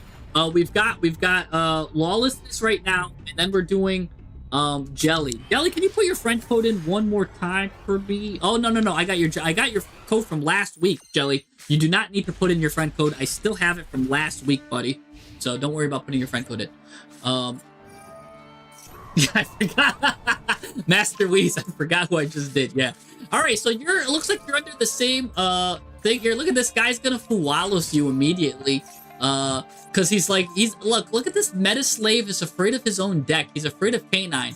And that's why I love already what we're doing here, Mr. Sokka, is that you're being real lawless and you're not playing those hand traps. So you just made him go -1 for no reason. Look, you've got this flashy Fuwa, and he's gonna be on some, looks like, let's see how meta slave he is gonna be. And what's cool, I really don't like Vanquished Soul playing Fuwalos. It's not even element they like. They don't even like having wind element. You know what I'm saying? So this guy playing Vanquished Soul and using wind is just annoying to me that he just did that. And he's playing what? And he's playing oh, never mind. Yeah, I just don't like that being wind. So yeah, now he's completely meta. Gonna go to this. It looks like it's the same board that I was just fighting. You're gonna fight the same guy. Instead of me going against Doctor Owned, you're going against Novak. They're one and the same. We're against twins here. Let's see how you take care of this board, because it looks like they're gonna get to the same board. It looks like you're gonna fight the same thing I just fought. And what's cool is you yourself looks like you got a couple of bricks. What's really funny though is you just have, I think, the solution. I think evenly matched here is just going to make this guy regret his whole existence. And this is what we were just talking about with the last deck doctor guy that we just did. Evenly matched is insane here. How is he going to stop this? How is he going to stop this? Okay, he's going to have to go into the thing to stop it here. Can Umbral Horror out this? Is this just monster effect? Once per turn, this is just monster effect. So he's got nothing for evenly matched right now. What is he going to do? This is interesting here. You're gonna cut off everything. He's putting stuff face down, which is nice. Let's go right to, ooh. Oh my gosh, you top deck. Grass is greener. So this is interesting here. This is interesting because I'm gonna assume this is the K9 card, right? That's gonna get werewolf. I almost want to say just shotgun this, because we don't want him ever to get rid of this. Like, shotgun this. Oh, but then he's going to have Ripper. Oh, I don't know if you shotgun this or not. Oh, this is a decision. This is a decision, man. I think you shotgun this. No, he cannot rip this right away. You have to do an effect to rip this. He's not allowed to just rip the evenly, right?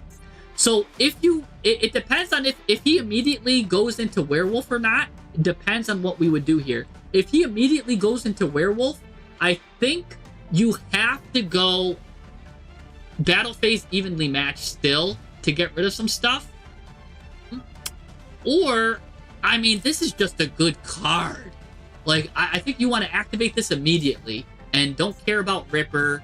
Like, because look, we're on a 60 card deck. He thinned himself. I want to see this activate. So he's going to go ahead, add his Vanquished Soul card. I think we do Grass is Greener here right away. Because if he goes into Ripper and then we do evenly match, he's going to rip our Grass is Greener when we do the evenly match. So, oh, he's, okay. So this is what I'm talking about. He's not even waiting. So, ooh, the decisions here. So now we have a decision, right? This is good, and I'm trying to put myself in your shoes right here. What would I do? because you've got two great cards. If you do grass is greener and it gets ashed, evenly matched is getting ripped by werewolf for sure. Or we go into battle phase and do evenly matched. Werewolf is gonna rip grass is greener for sure, but you still get to evenly matched, and I think we win without grass is greener. What do we got? We got Draco Tail Sting, Trap Trick, this and that. Oh man.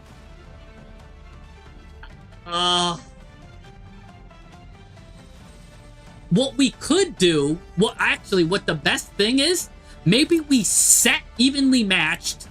Oh no, we can't use it when it's set.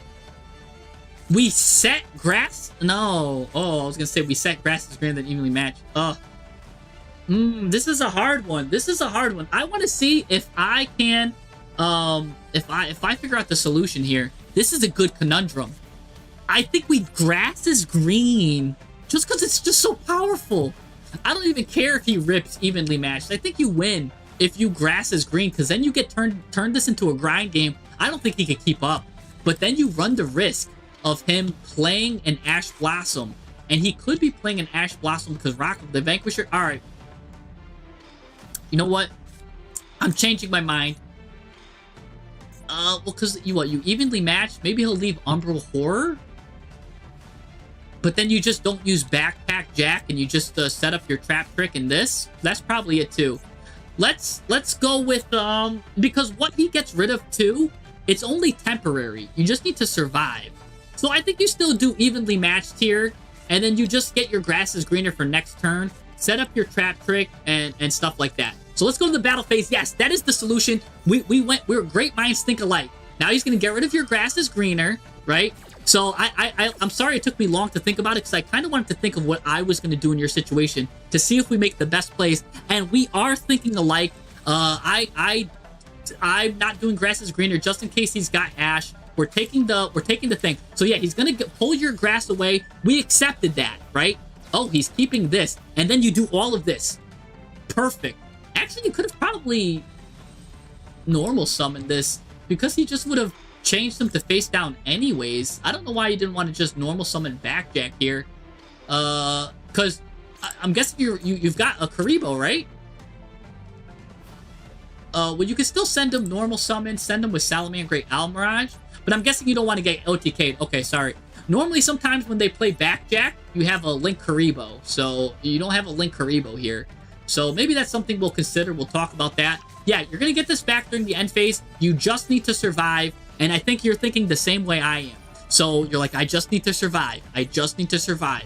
So and with Trap Trick and Leech, you've got a good chance to survive. So, but it's gonna really revolve around this Trap Trick here. This card's gonna really and I'm sure you've got a Daruma Karma Cannon in your deck. That will just seal the deal here. You've also got to worry about, at any point, he could send this card to the graveyard to target a face-down card and destroy it. So if he just sends these two cards to like a Link monster or something, just be worried about that. He's going to the battle phase now. That's fine for us. We like that. We love to see this right now. So let's go. Backpack Jack's going to take a look at the top cards. We're going to switch the order. We're going to take a look at this. Ooh, Needlebug Nest. Don't mind if we do. Absolutely use Needlebug Nest. Now Trap Trick is cool, and what's cool is you sent a Draco Tail Horn. Now your Sting is live to draw a card. Oh, this is disgusting. Now we're gonna use this. Set this guy. This is cool. There's the Daruma Karma Cannon. I knew it. That's what I was talking about. Set everything face down. Give this guy a taste of his own medicine, baby. Nice, nice, nice. I think you have it from here. I think the puzzle was, what do we do first? Now, which is really good. This guy's going to absolutely pay with this grass is greener. So you're going to maybe do a little bit of stuff just to bait out an Ash, I'm thinking. You're going to recycle some stuff back into the deck. Going to do this. Okay, yep. He's got the Maxi. I don't think we're worried about Maxi at this point because once we get the control stuff grinding, we don't really care. So yeah, we're going to give him a card, which is a little annoying. He's going to banish those two. We're going to get Horn back, draw a card. Perfect. Now here comes the grass is greener. On the other side, baby, look at all this juicy stuff going to the graveyard. I love it. And I've seen some juice. I saw Black Goat Laughs. Really good juice you got there. You've got the Rise to Full Height, which is the protection you need. Do we have a transaction rollback that got sent? No, didn't. But I'm sure we'll end up going. We'll get it anyways. We're gonna go into the XZs here. Gonna go into the. Oh, I never know how to say this guy's name. Opabina here, but that's gonna get you Morella. Morella's now able to be used. There goes Elemental Burst. Oh, you did have a rollback in the graveyard. I'm sorry, I didn't see that. Just destroy everything this guy controls. Here comes the Resign. There is no Resign yet. This guy's not giving up. This guy should realize, like, he's already wrapped in the Python's constrictions. You know what I'm saying? This guy is already wrapped in. He just doesn't know it yet, right? It's like a spy. It's like a fly that's in the web, but he's like the fly's in the web vacationing and doesn't know he's in the web. You know what I'm saying? Like you're already wrapped your coils around his neck, and you're slowly squeezing it. You're slowly squeezing the life out of him. There goes that. See, he just doesn't know. He doesn't know what to do here. You're slowly squeezing him. Squeezing him. He's going to go into SP Little Knight. This is a desperate cry for help here because this card is unaffected by other card effects. So he didn't even know that. He thought he was going to do something cute, and he's not. He doesn't realize that he's caught in your monkey's den. And then another rollback here too, just in case you want to copy his pathetic deck trap cards, and you don't need to. You're going to use Trapaholic to destroy that. Let's get that back into the graveyard, baby. Real Trapaholics. You're going to use Trapaholic, destroy that, put that bad boy back in the graveyard. Rise to Full Height is here. You get that in the graveyard. Oh, and you're going to get the Black Goat Laughs. Oh my gosh. Stop, please. This guy is already dead. This guy is... He just got rid of it again. These cards are unaffected by monster effects. This guy is not reading. He just basically left his board blank now. Yes, take 2,000 damage again. He thinks he can win. He thinks that damage that you're taking is good. It's not. For him, it's not. You've got more than enough Rise to Full Heights to survive an onslaught of an army. And now we've got another trap trip coming. Oh, and your Legion is just growing. Your Legion, I should say, is just growing. Here comes the music change. The music change. Breakthrough skill gets added here too. That's a good double negate here because it's got the negate on the field and the negate in the graveyard. Now, oh my gosh, hold on. Let's take a look at your cards here. Beautifully set up too. Opabina with the nice, beautiful setup. And we've got the beautiful. So you've been playing this for a while. You know what you're doing here. You love the Paleozoic cards. I didn't even realize that all of your Paleozoics are nice and shiny here. Look at this. Look at even your ends. You spare no expense, huh? Look at that. And now you're gonna go this pathetic card. Let's get rid of it for once and for all. Yeah, I hear the boss music, baby, because the boss music is because this game is over. The game already knows it's over. That's why the boss music is playing. Once a Paleozoic gets 30 cards in the graveyard, it's absolutely disgusting. Like, what are we doing? What? Yeah, real trap. Trapaholics, walk with your boys. Oh, look, there's the Ash Blossom that was needed like long time ago. But did you realize this card is unaffected by card effects, buddy? So you Ash Blossomed nothing. You're panicking. Novak is panicking, and there he goes. Whenever he makes the feudal mistake, he's got to resign. He's panicking. He's like, Ash Blossom, please save me. My cards are unaffected. Well, your cards, but these cards are unaffected by card effects, bucko. You gotta read. And these meta players, they don't read their cards. They just see yellow, and they're like, this is the best deck in the game, so I'm gonna play it, and I'm just gonna win. But they don't realize the own weaknesses of their own decks. Dr. Saka, Lawlessness, I'm glad I casted this. I'm glad. We're going to take a look at some really good stuff here. I love to see a Paleozoic deck. Let's copy this because I'll tell you what, we're going to copy this deck. What we're not going to do is copy this deck because this deck is trash, right? This is a trash deck. This is a real man's deck. Let's look at this, or a real woman's deck. You could be a doctor too. I don't discriminate. Doctors can be women too. But let's see now. Let's go. Let's take a look at this. I love this. I love this deck. All right, we've got a lot of stuff here. Really good stuff. Trapaholics, real trap. Anyways, what are we going on here? Real trap stuff. Rollback. We've got a lot of 3-ofs. And a lot of 3-ofs is interesting for trap trick. But I think we might want to get some of the 3-ofs down to 2s, unless we absolutely need the card, right? Like, so you're telling me, right, a 5-card hand, technically, really, we don't want more than 5 playsets, because the cards that you're playing at 3, those are the 5 cards you want to see. But you're saying that you want to see all these cards. I mean, I get it. So we're going to walk with that, right? So, I mean, I see, but it's also a 60-card deck, so the 7 playset rule doesn't apply. With a 60-card deck, realistically, you can go up to 12 playsets and get diverse hands. So it's just because of the way exponential numbers work. So I'm not too concerned that you have all these playsets, but I just want to make sure you don't have more than 12. 1, 2, 3, 4, 5, 6, 7, 8, 9, 10, 11, 12. You're actually on the cusp of the limit. So it's a 7 playset rule for 40-card decks, and it goes all the way up to exponentially a 12-card playset for a 60-card deck. But funny enough, you're kind of hitting it. So I do think we want to get rid of some of these playsets if we can, right? And just really focus on the baddest of the bunch, right? Like, who is the bad ones here? Now, I think it's funny that you're playing 2 Flame and a Horn, but no Draco Tail cards. But we saw how they came into effect, of course. So that's really cool there. I actually think, oh no, you had Sting. Yeah, 2 Stings. I'm saying Sting's a really good card as well. So I love that you're playing the Draco Tail cards without Draco Tail. That's such a unique way to play this. And I think that's really good because, look, we've got cards that we need to keep at 3 for sure is Needlebug Nest, right? Needlebug Nest sends cards. Now, Fiend's Griefing lets you send a Fiend monster from your deck to the graveyard, lets you send Backjack.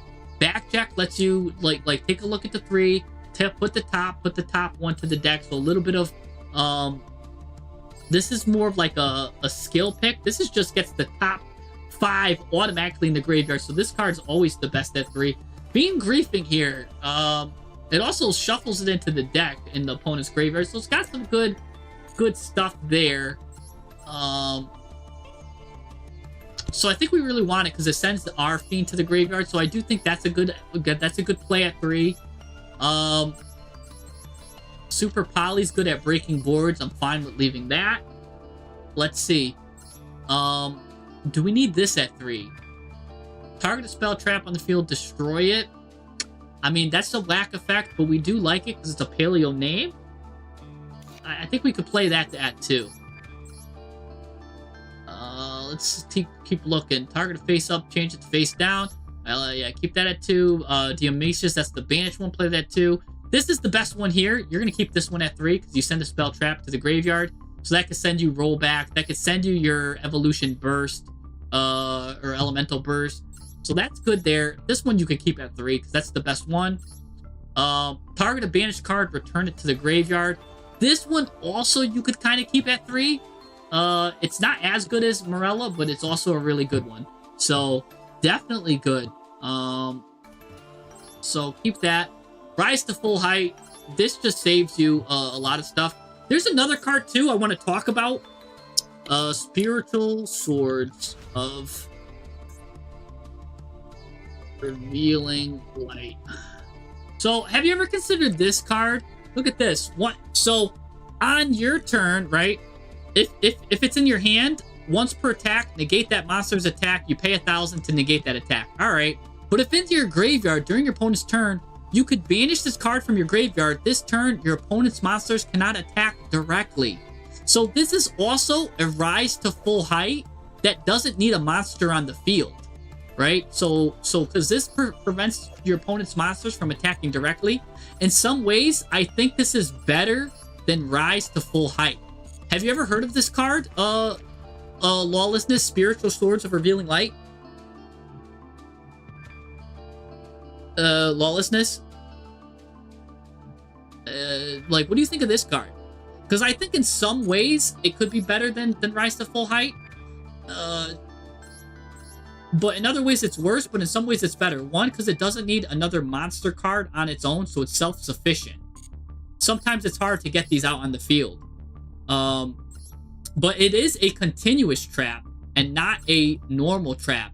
So the only downside is you can't set it with trap trick, right? So just to let you know, that is the one downside with that. It is a continuous. But so I think you could play that one, right? Just to try it out, right? Put this guy at 2, put this guy at 1. Just give it a little tasting and see, you know, a little sampling. I think, right? So let's go back. So rise to full height at 3. This is your delay tactics. We want this. We need this. Again, that's the same thing as Spiritual Swords of Revealing Light. Because a lot of people, they make the wrong decision and they'll play Wabuku or something or whatever it's called. They'll play this. This is not what you want to play. You want to play these cards that activate in the graveyard, right? This card has an effect that it's basically got a Wabuku effect anyways, but with the graveyard effect. These cards are the cards you don't want to play because they only delay 1 turn. This card is better because it activates in the graveyard. And or sometimes they'll do like Threatening Roar. But I'm glad you're not playing them. I just want to mention them because I think they are the wrong cards to play. They're like, oh, I just need to buy myself a turn. But it's like 1 card for 1 turn. You kind of don't really want to do that because the other cards got to start plussing. Threatening Roar, I don't like. If you're gonna play one of those cards, because you gotta see them in your hand and you gotta use them, so I'm glad you're not using them. I'd rather see these cards here that you could just use right away. Let's 3 evenly matched, really good. You can use that also with rollback. I've rolled back people for evenly before. Really, really strong stuff. And we just saw how much value you got out of it. So yeah, leaving it at 3 is good here. 3 Trap Tricks is good because Trap Tricks is basically a searcher for any of your normal traps. Get the one you need at the moment you need it. That's really good. 2 Ice Dragons Prisons. 3 Karmic Cannons. Alright, so here's what I think. Ice Dragon Prison is a very good card. And I like how you have it at 2. So in case you need it for Trap Trick, it's there. Perfect. I think we could do the same thing with Karmic Cannon maybe. Play it at 2. Because sometimes we don't need to see it. Like, so for example, I think against fusion decks, it doesn't work as well as I'd like. But this is the out 2 decks like Luna Light, you know, decks that we need to flip stuff face down. So maybe you could run it at 3. It is a really strong card. I think it's one of the strongest cards. One of the most well-built traps.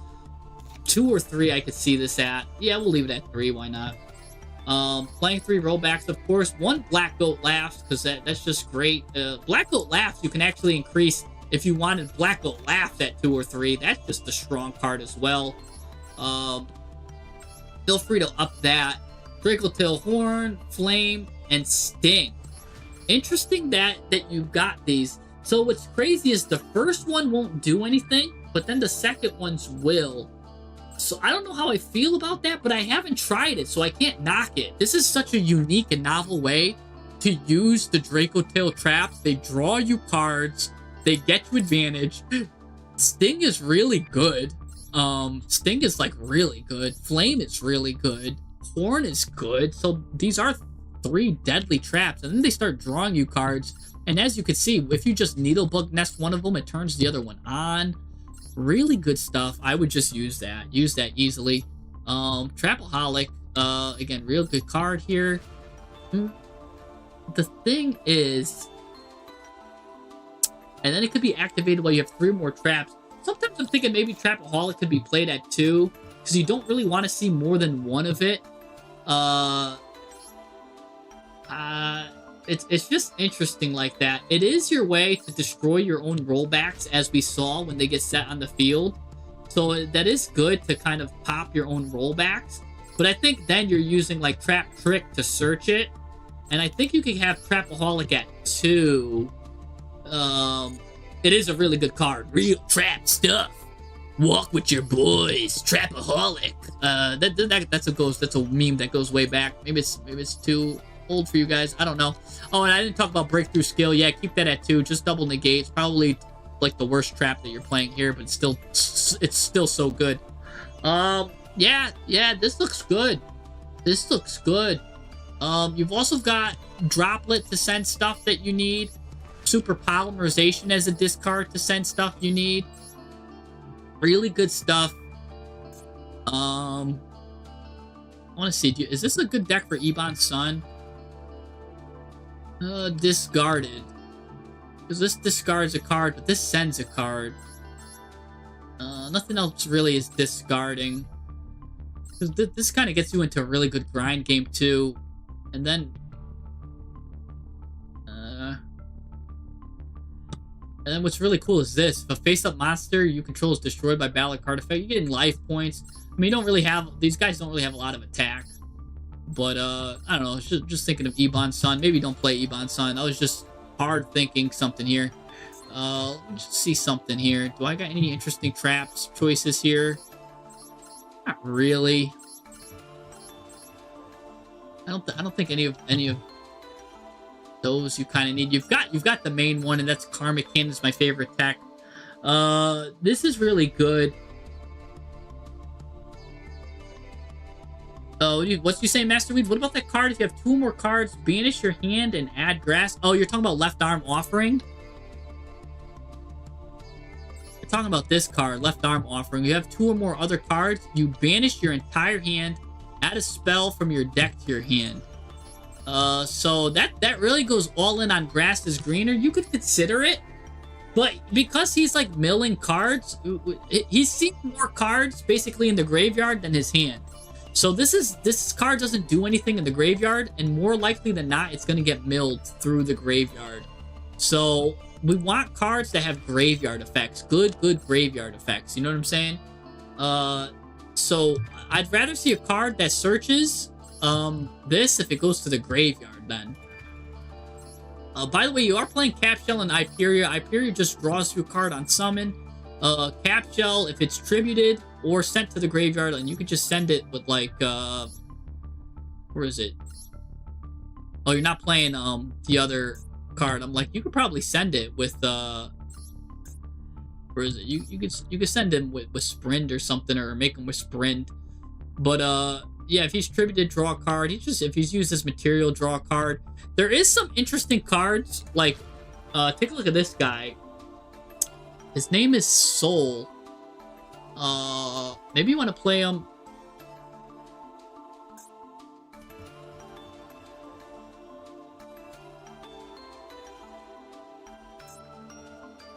Oh, I'll find him.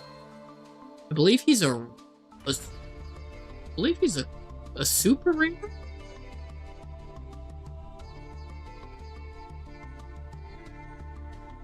Maybe he's just a rare. You guys know what I'm talking about here, Soul? Thank you. Yeah. Thank you. I couldn't spell this guy. Yeah, what do you think about this guy here? This guy is Soul, Magic Colloidal Soul. The monster's special summoned by your trap effect, right? You can special summon this card when you do banish him when he leaves the field, but then during your opponent's battle phase, you're allowed to Synchro Summon or XZ Summon.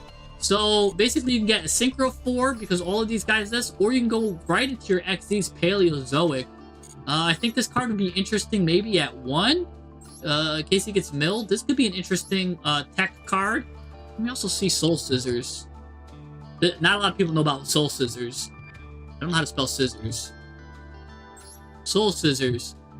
The monster on the field is destroyed by battle or card effect and sent to the graveyard while this card is in your graveyard. So remember, there's a lot of ways you could pop the cards, right? And there's a lot of ways your own cards get destroyed by battle or card effect. But anyways, while this card's in the graveyard, you get to special summon this card, banish it when it leaves the field. If this card is special summoned from the graveyard, target a monster your opponent controls, destroy it. So boom, bop.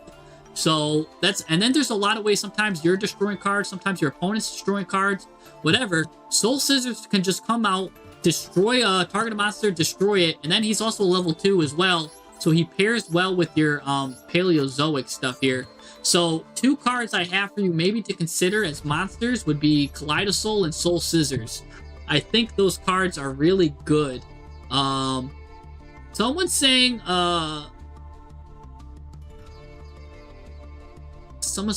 Volmona?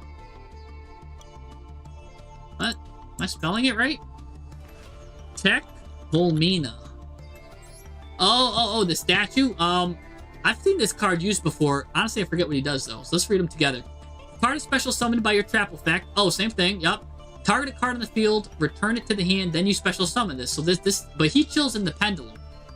And then when an opponent's monster declares an attack, you place this monster in your pendulum zone. Place this monster in your pendulum zone.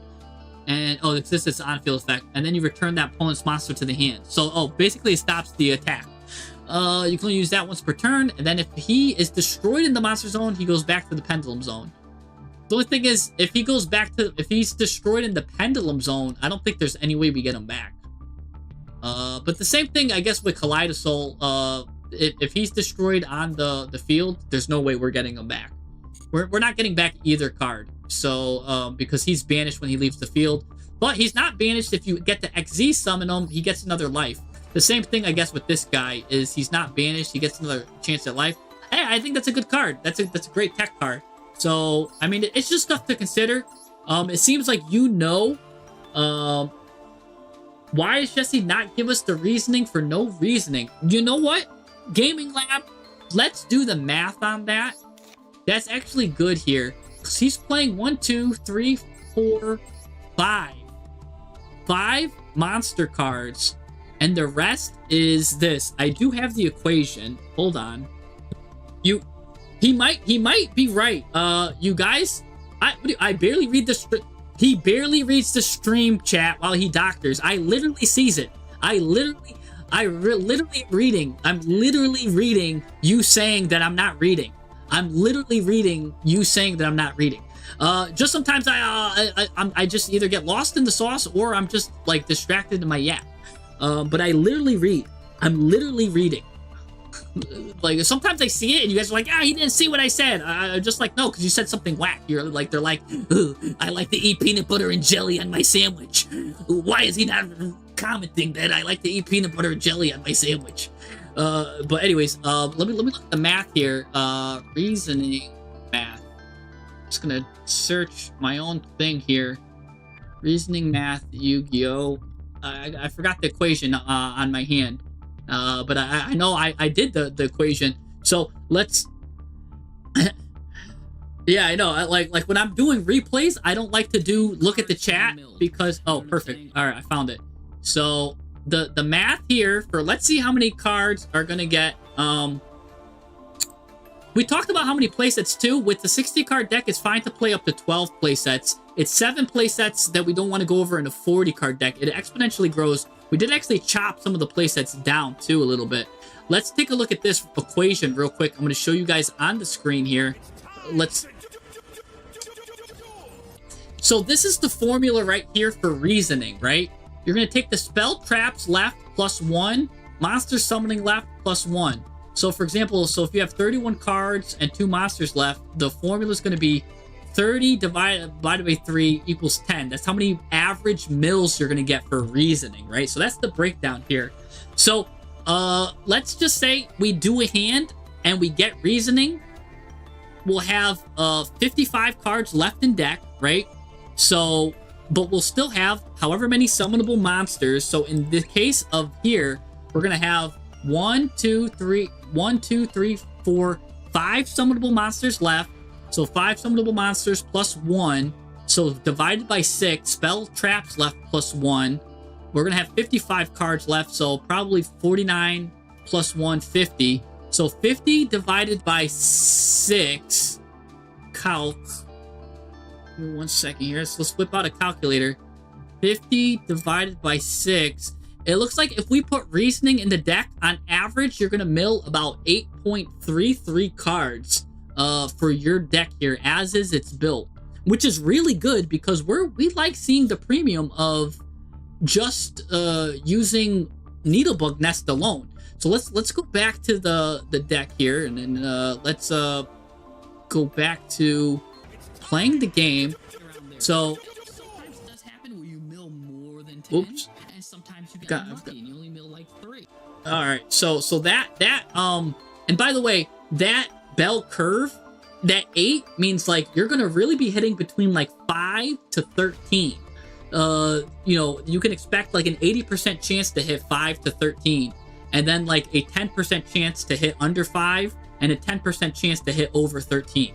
So like that's gonna be like your bell curve there. So you know what? The chat is right here. I think the chat, this is an example of chat being correct here, where I do think chat is right. Maybe we play reasoning. I think chat could be right here. This could be a really good deck for reasoning. Your average mills with the way it is currently built is 8 mills. So I don't know how you want to do that. Maybe cut then some of these more. You know what I'm saying? Maybe just cut that guy to 1, because I mean you had this guy at 3. I didn't think. All right, maybe we'll keep that one at 2. Maybe cut the face down guy to 1. And I don't know which one of these. You know which one's better to get rid of than me. And then if you're doing that, what if you just cut cap shell, make the formula even better for you, so now you mill way more than 8, because by cutting just 1 card, that drastically changed the formula, because now instead of dividing by 6, we divide by 5, which would be 50 divided by 5, which means your average milling 10. So now by cutting that 1 cap shell, you can average mill of 10. So how about something like that? I don't know. I don't know. That's up to you. That makes your reasoning mill 10. So chat is right. Chat is right. Lawlessness, what do you think? What replay? What replay? He wants to show one more replay, sure, but I want to get to Jelly. Jelly, you're still here, of course, right? All right, so we'll look at your replay. Again, we'll look at a second replay, and then we'll go into Jelly's deck, because we'll see it in action again. Here, see what your code was. So I wasn't able to add you as a friend because my friend thing is how I got it here. Wrote it down.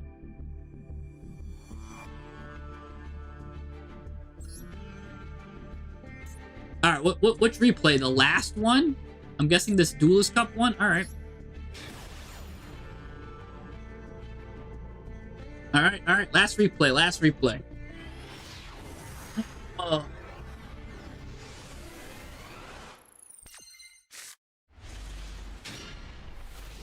Yeah, the trap stuff pretty reliably. All right, let's see. Let's go. Let's speed it up because we're against Branded here, and Branded's gonna be a little annoying. Oh, what the heck? He sent the Hex Sealed Fusion? Never seen this guy sent in a while. This guy's gonna do something crazy. Goes into Dark Dragoon with it. Okay, wasn't that crazy. I was expecting more. I was expecting like a Deadly Floodgate. Alright. Gonna go into Gangrel. What's he gonna send? Just a Garura maybe? Draw a card? Or is he gonna send like a... Ooh. He's actually getting really set up. Setting himself up for the grind. Oh. Did he not send? Oh, yeah, he did send a card. Okay. Alright. Wow, this guy had unlimited access to anything. This is kind of what he came up with. I was expecting better. Again, Dark Dragoon isn't the card people think it is. Like, it's not that great anymore. Yeah, it was great in 2000, but like, we're in 2026, bucko. So, okay, he's gonna get Branded Banishment. Here he goes. He's gonna get his grind game going. Here we go. We got Toon Feed and Griefings, Black Goat Laughs, and a Spell Trick, and a Tantalizing Tune here. Oh, here's the Kaleidosol. Look at this. You knew about this guy. Nice Mr. Slime here. You're gonna send a card to the graveyard. Probably I would send Black Goat Laughs with this, because it's got that good graveyard effect. That's what you do. He's gonna use Dark Dragoon. That's fine. We knew that was gonna happen, sure. But now you have to pitch a card. He's gonna pitch that Cartesia. We're gonna set 3 and it's gonna now Fusion Summon here. What's he gonna go into? What if he goes into Chaos? Oh, see, he went to Masquerade. See, this is what I was telling you. Chaos, for the guy that had the other Branded deck, Chaos Star Scourge would have been infinitely better because it would have started popping cards. That's what I'm saying. You kind of got to have that Chaos Star Scourge in your deck. Anyways, so he's going to now get a card from Branded Lost, and he's going to get a card from Branded Regain. Very, very good grind game he's getting set up here. Ew. But you put that one in the green. Okay. Alright, this card's gonna get a card. He's gonna start charging you.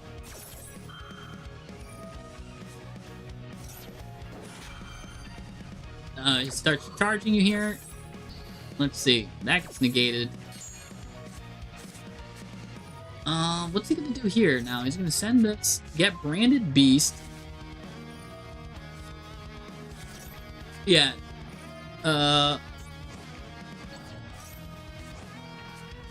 We get branded fusion. Okay, so he's getting his stuff here. Getting his branded stuff. Yep.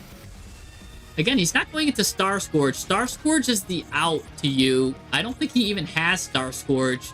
And that's what I think a lot of branded players are missing. I think Star Scourge would have been infinitely better than Dark Dragoon here. Anyways, he's gonna go into the battle phase. You gotta do this Fiend Griefing though, and he's gonna negate that. That's a little unfortunate. But you're gonna do both your Fiend Griefings, and you're gonna do Trap Trip Blast, of course. So now you're gonna hit it with this Fiend Griefing here. Did he already negate this? He did use his negate already. You're gonna send back Jack, of course. You're getting a bit hit up here with the damage. That's unfortunate. Okay, back Jack. It's gonna activate. What does he see? Oh my gosh. Gonna get this guy. Sends the trap. Is this gonna get us Elemental Burst maybe somehow? Or is this gonna get us roll back into Elemental Burst? I don't see what's gonna happen here. Let's see, or is this going to get you Karma Cannon? What are we going for? So there's rollback, but what's the card that we're going to get here? Trap Trick.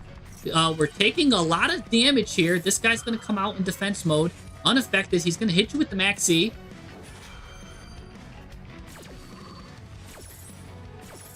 This is getting down to the wire here. Trap Trick.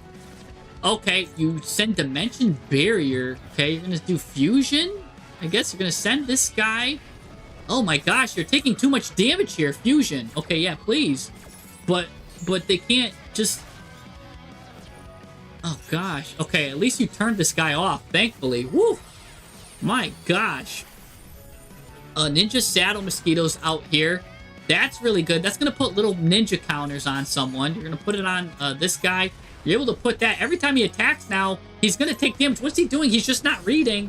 This is the opponent not reading. What? He just FTK'd himself. This is a Duelist Cup match, and the opponent just self-FTK'd himself. That's crazy. Literally, all he needed to do was probably go into a branded, like, Mirror Jade, Ice Jade, darts, literally throwing a dart at himself in the foot. So, yeah, that was just unnecessary self-destruction here. Anyways, let's see, is my guy Jelly here? Jelly, are you here? Jelly. Please, Jelly, be here. Oh, the Xyz forces you to attack. Sorry, he can't get out of the battle phase. Sorry, I forgot about that. So that was actually really funny. Anyways, my boy Jelly, are you here? We get some missions here. I'm waiting for Jelly.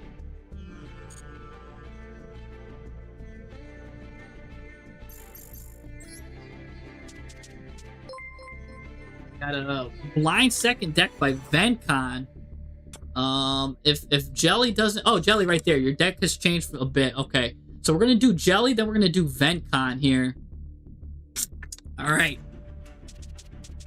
He's got an 8-axis blind second deck, but let's do Jelly. Boy Jelly. See what Jelly's got cooked up for us.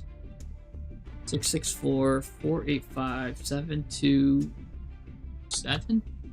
You go. All right. Can't add you. I've got to clear out more friends. But yeah. Let's see Jelly here. Is this Duelist Cup one? Here's the thing. Is it the same one as this Duel Room or Festival? Because if it's a Duelist Cup replay, I can't see the decks. The Duelist Cup blocks you from seeing the deck list. So I'm not able to see any deck list. So I can't deck doctor your I can't deck doctor your Duelist Cup list unless it's still on the thing here. Oh, it's the second one. Okay, so it's this Duel Room replay one. Okay. Let's take a look at this one. This is a duel room, so maybe you're having a nice little duel with a friend or someone from the Discord or something. That's cool. Let's go here. Yeah, I forgot. Twitch is right. That he has to attack. He has to attack. That's crazy. That's crazy to me. Yeah, Shegs is on the list, but what is it? Where's Shegs? Yeah, I just wanted to get to these people that have been like waiting since like last week. I've got Shegs from he was early here in Twitch. So Shegs, I still got you on the list, by the way, from Twitch. Don't worry, Shegs. Alright, so we're going into a lot of Pendulum stuff here. Pendulum, just, you know, gets to the Astrograph Sorcerer. Astrograph's gonna special summon himself. Pretty standard stuff here. What's our opponent on? Our opponent's on Trap Tricks, it looks like. I'm able to see what the opponent's got. Ooh, they got EXP Ryzeal here, which is nice. Which is a good board breaker. Shegs. No. You're on the list, Shegs. You're on the list, by the way. I'm just letting you know that you're coming up after whatever his name is. I don't know how to say it. Vencon. Anyways, so alright. Let's see what we've got as interruption here. We're gonna hit him with the Ash Blossom. What have we got for interruption? Promethean. You didn't even get rid of Promethean Princess on the board? Maybe I missed something. Why are we ending on Promethean Princess? Alright, let's see. That's a Ninja Shadow Mosquito. I'll take a look at it after, too, just to show you, too. You've added Tantalizing Tune Thrush and Double Summon Sense. Okay. Unless, are you the Seto Glazer? Is that who you are? Am I looking at the wrong? I don't know. Ooh, Dark Rebellion. That's gonna attack everybody, right? No, this just gains the attack. Okay, this isn't that crazy. He's just gonna gain a lot of attack. Hit this. I'm thinking of the rank 5, Dark and Rebellion Dragon.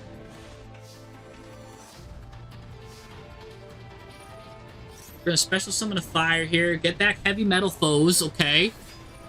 Metal foes, what are you getting? You're gonna pop the Promethean Princess. There you go. That's what I like to see. I like this Promethean Princess in the grave. Trap Tricks Hole is gonna be able to get a special summon trap card here. Called by the grave that, okay. It looks like a lot of the non-engines doing the work here. I'll take a look, Skylar. Ooh, gonna turn everything face down, or just turn down this one card. I'm usually used to, like, all the pendulums getting summoned, and they all get face down. That card's gonna be face down permanently, by the way. He hit you with a Floodgate Trap Hold. This card this positions can't be changed. So this card is now permanently face down, which is a really annoying. But you can't always tribute over it. And yeah, ooh, Wings of Light being added here.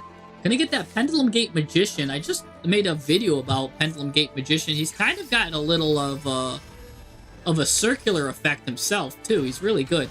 Kind of circular, but not really. But you have to have an Xfinity card or Infinity card, Gate card, whatever, in the zone. Gonna go into Baron de Floor here. I didn't even realize we had a 6 and a 10 or something out there. Gonna destroy that. A Borreload Savage Dragon. Now, here comes the negates out. This is the end boards that I'm used to. Oh, but you equip the Promethean Princess to it. Yeah, I guess that was the only choice you had. But it gives you 3 negates. It does take away your Promethean from being able to pop. But I guess you don't need it, huh? You've got 2 negates. Now, if I was the opponent, what would I do here, right? Because I could do a couple of things. I would probably do this first. Oh, but you can't even do this because this is set. If I was the opponent, then I guess I have to do EX Ryzeal, send Aggregator to the graveyard to negate a card. That allows me to use this Chainlink 1, Aggregator Chainlink 2. That's going to force a negate off here. So that's the first thing I would do. Ooh, no. First thing now. Oh, I can't use Imperm because this is blocking me. So yeah, EXT for Aggregators, the first thing. Okay, no, you're going to do this first. It's going to get you negated, buddy. That's not what I would have done, but I guess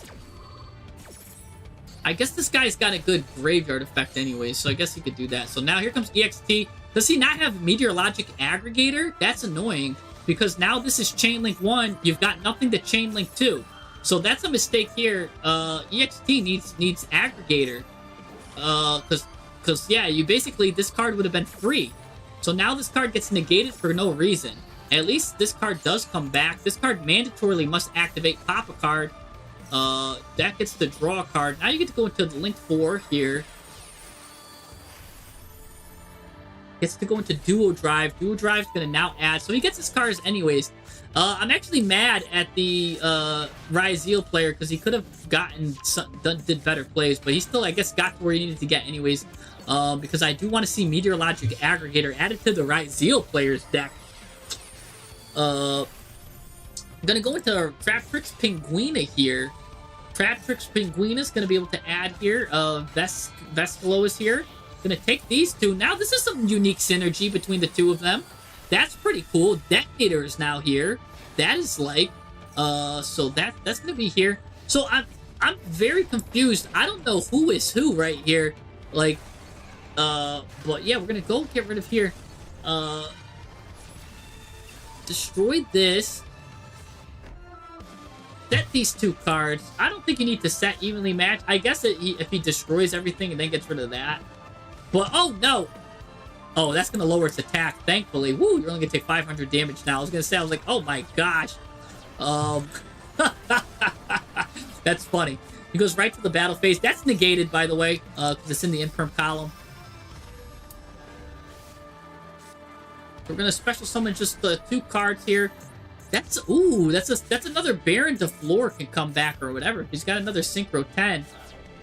Tell me he's got another Synchro 10. This is gonna pop it. Pop this. I would immediately pop the Ash Blossom. That's representing something scary to me. Or even this guy. Because he's already got one anyways. I don't know. Because that guy, when that guy's popped, he adds stuff too. You pop the one guy that pluses off of it. Yeah, see? I would have popped that Ash Blossom with the Detonator, because you never want to see a tuner. When someone normal summons a tuner, they're, especially a Ghost Sister, they're gonna go into something crazy with it. So yeah, definitely pop that. So just make it be a wasted summon. Gonna go into SP Little Knight. Now we can't attack directly, but this will banish. This also activates this Chain Link 1, Chain Link 2. Why isn't this activating to pop? You might as well just pop. You only get one pop left, I guess. He's saving the pop? I don't know why we're saving that pop there. You also, that would send Eclipse Twins to the graveyard. Maybe you just wanted to keep Eclipse Twins on it? Maybe he's keeping the Equipped Twins, so this way you get to bring it back. So that I could see there. Evenly matched now, just gonna get rid of one, so I guess there was no real point in destroying that. You got another evenly matched here. This is becoming a slobber knocker. Ryzeal Detonator gonna turn into Typhon here in defense mode. Oh, Zeus, sorry. Zeus, that's why you want to keep it. And, oh, Zeus is here. This is really good. Okay, Zeus is here. Zeus is gonna be able to get rid of everything. I would wait. I would not, like, make sure you don't Zeus early. I could wait to even see if he Pendulum summons here, because these cards aren't doing anything yet. So yeah, don't be afraid. Don't be afraid. Still, don't be afraid. That's right. I'm glad this guy's holding. Now, after this Pendulum summon is, if I was Zeus, I'm doing it right now. Nope. See, now Zeus, you waited too long. Now they could get an Omni Negate out. Look, they got an Omni Negate. You had to do it after the Pendulum summon. Now they got an Omni Negate. Look at this. If this guy's sent to the graveyard. Oh no, this guy's sent to the graveyard. Now he'll get an Omni Negate. So, look, here he goes. He's getting sent to the graveyard. IP's coming out. Battle phase. Look, now this is the Omni Negate here. When a spell, trap, or monster effect is activated, shuffle this card back, negate, and destroy. Okay. Alright, I guess, well, now you could just... What are we waiting for? Because, look, you're gonna send... When you do this effect, you get to send two materials. Even if he negates it, that's fine. Because the two materials that are getting sent is Eclipse Twins and Detonator. At any point, this is like a time bomb here. If this card's sent to the graveyard, you target two other XZs, right? So you can just target your Trap Tricks and Detonator again, and you get to remake. detonator. So you've got yourself your own time bomb here, but you're getting rid of your own board. Because I would like to see if that had been done. And why isn't this guy negating? What is, like, I guess he's saving it for the Zeus? Oh, this is weird. Yeah, see, now he has to activate it. Like, everybody's holding their effects for way too long. Because now they're waiting for when they have to be forced out. And so I think we're holding effects really long here. I think I'm seeing some misplays on both sides. This card's really nice though. I'm really a big fan of Time Thief. Yeah, that gets to just stuff. Why is he still in defense mode? Is he stuck in defense mode? Why didn't he go into attack mode? You would have been able to win. He was. Why is he like in defense mode stuck there? Is he stuck in defense mode? Like this guy's like, nobody will move me. I'm just chilling. He's aura farming right now. This guy is just aura farming for free. Like, all right. So now this guy's gonna try to rebuild the board again. No, it's fine. It's fine. You guys aren't trash. You guys are new, right? Mr. Play and Misplay. That's fine.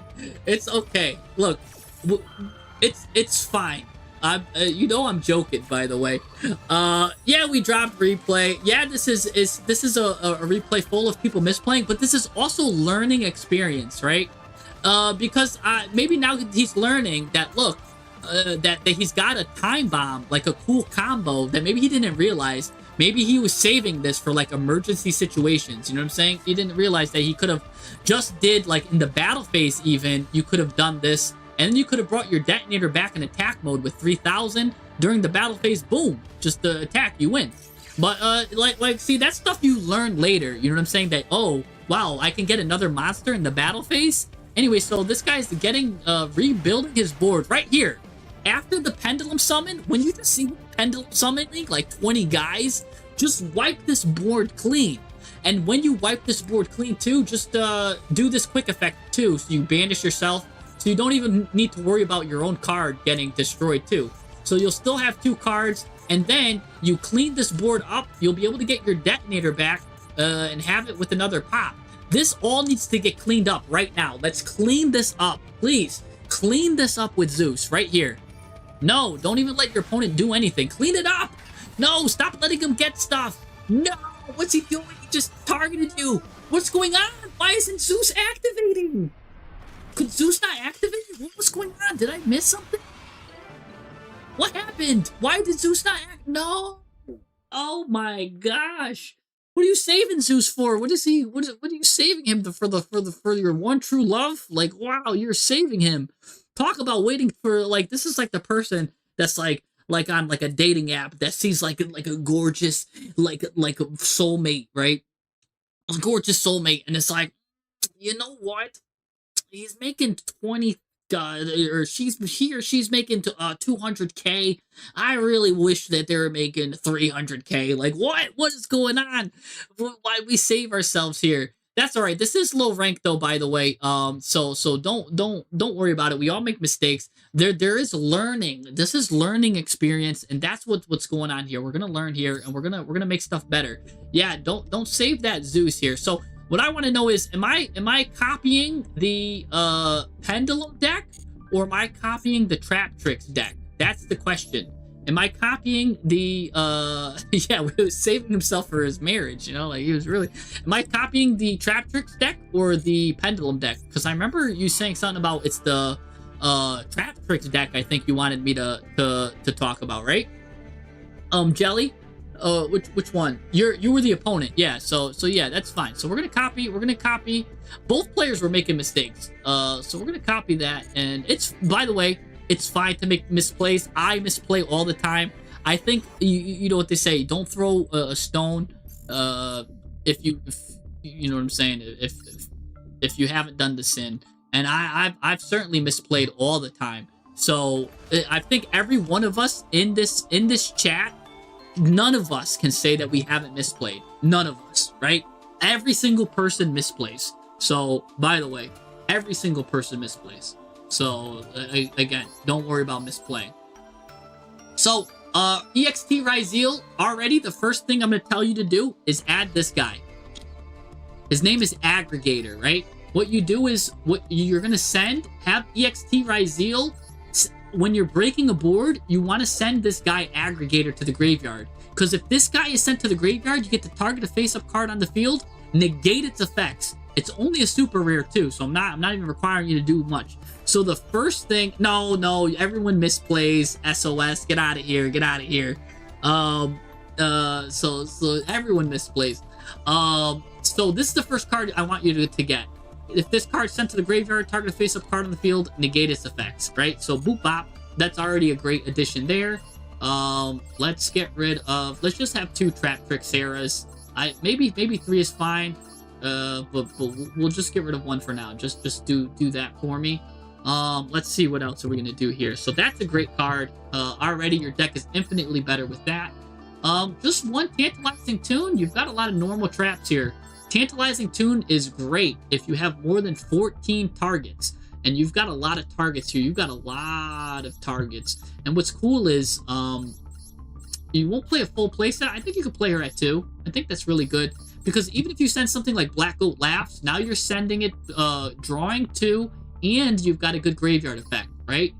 This card right here, you can banish this card from the graveyard. Really good graveyard effect. Target a Trap Trick, summon it. So a lot of these cards don't even mind getting sent to the graveyard, because you can only use 1 trick per turn, and only once per turn.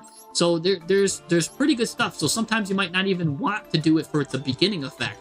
You might want to use it for the graveyard effect. So that's really good there too. Maybe 2 Tantalizing Tunes would be good for you. Infirm, that's fine. 3 of those. We want these normal traps. We can also run Trap Trick. Is also a normal trap. That's really good here. As we saw here, maybe just run 2 of them. It lets you choose whatever normal trap you want to get, whatever one you think is good for the situation. You can get that there. But you got to banish the other ones. So you got to be playing at least 2 of the traps. You got to be playing at least 2 of the Gravedigger. 2 of these, maybe 2 of these, or something like that. So that's pretty good there. Let's do that. Pump us up with a little bit more traps. This guy is normal summon. You get to add a Trap Tricks. This is our best normal summon. We've got, it's an insect. So it's an earth insect at that. So maybe we want to play Contact Sea. Oh, not Contact Sea, sorry. Retaliating Sea. Did I just say retail? What is he, a shopper? Can I not?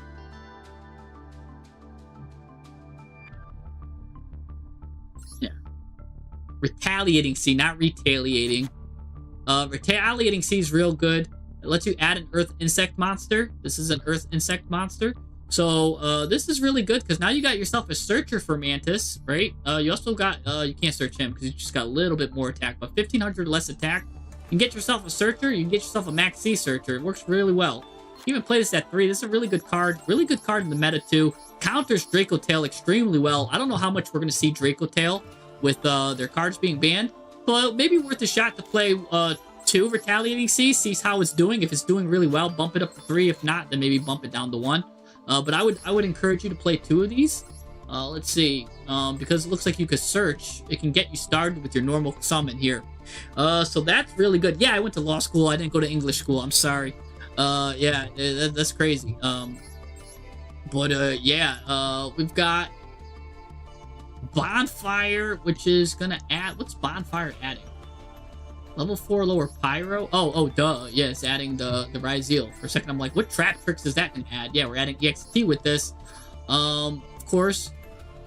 So I do want to knock this down then, back down, because I do want to think we want to see the Ryzeal cards like early and often. This lets you get Garden. This lets you get an additional normal summon. But this additional normal summon is predicated if you have 14 Trap Trick cards that could be normal summon. 1, 2, 3. Since this gets you, I'm not going to count it. 4, 5, 6, 7, 8, 9, 10, 11, 12. Okay, your math is fine for playing Garden there, I guess. So that's fine then. Oh, and it's got that good bonus effect. So yeah, that's good. So how many normal summons do you have? You have 1, 2, 3, 4, 5, 6. We do have a lot of normal summons. Maybe we don't need all these normal summons. Cut some of these normal summons down. Since this guy adds the hole trap, I mean, I guess he adds this. That's full combo. I don't know which is the best normal summon here for you. If we add this searcher, maybe we don't need to see the money. I don't know which is the best normal summon for you.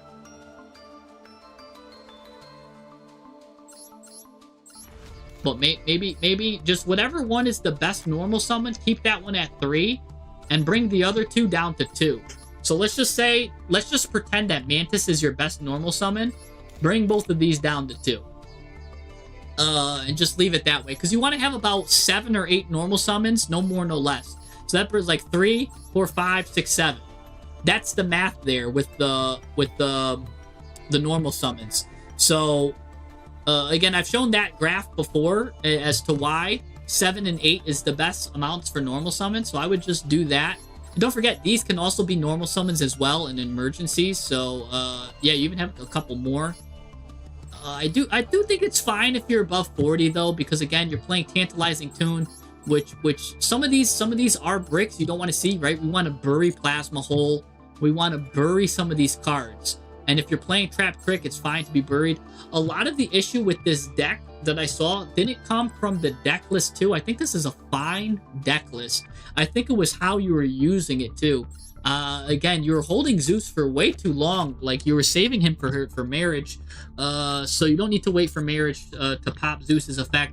Because again, remember, you had Eclipse Twins underneath there. When this card is sent to the graveyard, you could have targeted 2 monsters, special summoned one of them, and attached it to the other. So you could have at any time not only wiped the field, but you could have also regained your Ryzeal Detonator too.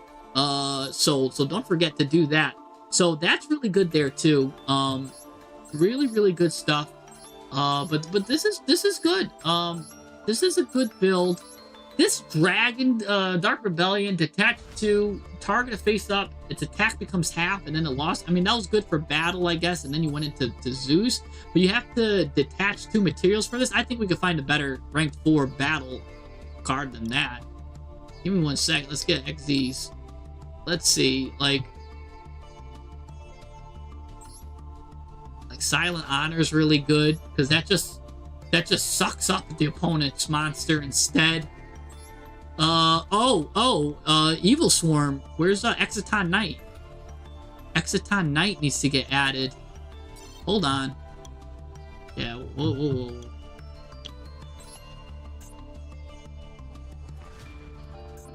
Is Exciton Knight banned or something, or what? Did I miss it?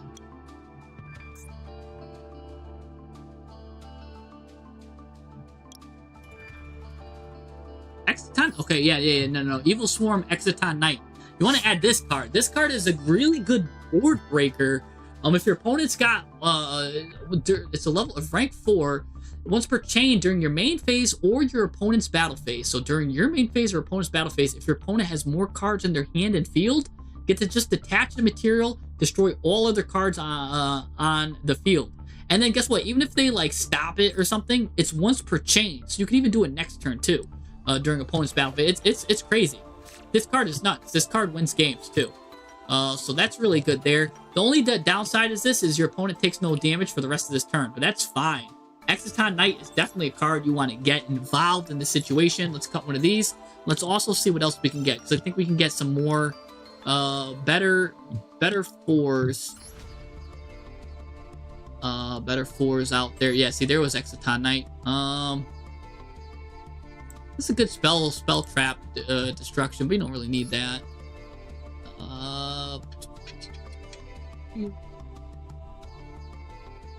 Let's see. I'm just perusing them real quick because I can't really think off the top which one would be getting good because we've been doing this for a while. Probably some of these are just good. Yeah. The guards get you stuff. Yeah, nothing crazy there. Oh, I did want to talk about too. Some people forgot when they wanted to see the Ninja Shadow Mosquito. Ninja Shadow Mosquito right here. So look at this. This guy was the one that was used in the last replay, not this one. It's the guy that was made by rank 2. Can't be destroyed by battle. You take no battle damage from this. All your opponent's monsters must attack if able. So that's the reason why this card was absolutely crazy. It sucked everyone up. And you guys know how much I love all the cards that do the sucking with its deadly proboscis, right? I just love those cards. I love that. So the proboscis is on point here. So we've got a proboscis monster here, and when the attack is declared, you get to activate one of these effects. Detach a material from this card. If you do, place a hallucination counter on the face-up monster. So he was able to place it on the Dragoon, and then he just kept inflicting 3,000 damage, one after another after another. That's crazy. That's crazy. So that's really good. Oh, okay, so we're talking about Raiders Night. What are we talking about? Arcus to rank 5, and you make it with Raiders Night. Yes. That's much better. That's what I'm talking about. Yes, you make Raiders Night, then you detach this, and you can special summon one Rattawrapper that's 1 rank higher. Thank you. That's the one I thought he was going to go into from the get-go. So this is a really good change here, too. This one, the Arc Rebellion XZs. So chat is on point right now. Listen to chat on this one. If you want the better battle effect, look at this. You go into this guy, 2 level 4 dark monsters. Are these dark though? No, these are all earth. Oh, we can't go into it though. Oh, that's sad. That's sad. All right, so let's just look at it though. We can't go into this, but let's just look at what we would have done if we were ranked. Oops. So we can't go into this, but know that if you were using dark monsters, you get to go into this guy. This guy just levels them up for free. You detach. He gains attack equal to the total attack of all monsters on the field. Then if it has a Dark XZs, which it will have it, you get to negate all the face-up monsters on the field. Then you can only attack with that guy, but this guy gets pumped up to like a crazy amount of attack and just OTKs with one leg attack. It's crazy. So that's a really good yeah. Exciton into Fiendsmith is a good option. Oh, that is true. That's true. No, not double summon. You don't need double summon because you got this is your double summon right here. Look, during your main phase, you can normal summon in addition. You don't need a double summon because you've got Trap Tricks Garden. And then you've got people to search Garden, so that's fine. You don't need double summon. Thrust could be interesting. I don't see why not. Thrust is just good here. Thrust is fine. You want to play Thrust? That's fine. Thrust can get you anything. Thrust can get you anything you want. Thrust and even a talent then, if you want to do that. That's fine. I'm fine with that. Then I did make your deck a little thick. Bring in Perm down to 2. Because now you can search Imperm with Thrust. You can always search Imperm with Trap Trick. Really good stuff here. Good stuff. Song of the Dominators, add Dominus, Dark, Water, and Fire. Just want to make sure you're not playing any Dark, Water, or Fire. This guy would be turned off with that. This guy's turned off. Your Purge, you gotta be careful, because Purge is turning off Duo Drive. I don't like that. Let's turn off Aggregator. Yeah, just be careful. Your Purges are turning off Duo Drive.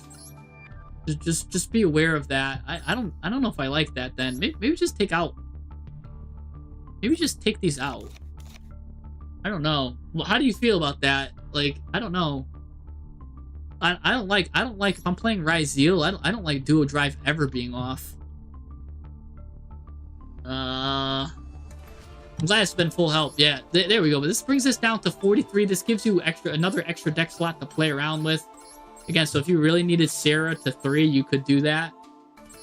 Or if you just wanted this Rafflesia to 2, that's fine.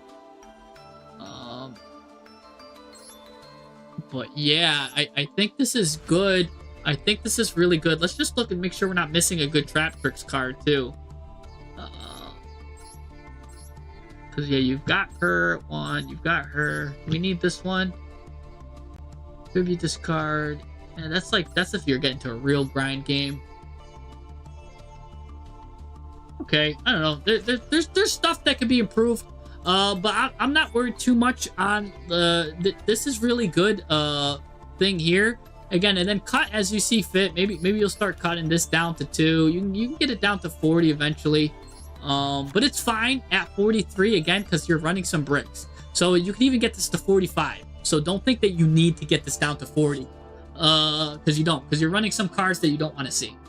So this is really good. This is a really good deck. I think you just play with it more. I think there's a lot of lines that when you play with it more, you'll be like, oh, wow, this is really good stuff. I want to do this, or I forgot about this Equipped Twins line, or this or that.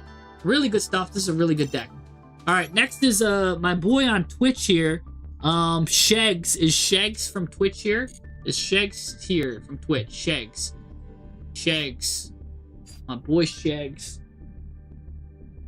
Evenly is that strong. We've seen like 3 replays now where Evenly just was like the cream de crop. Evenly is really good this format.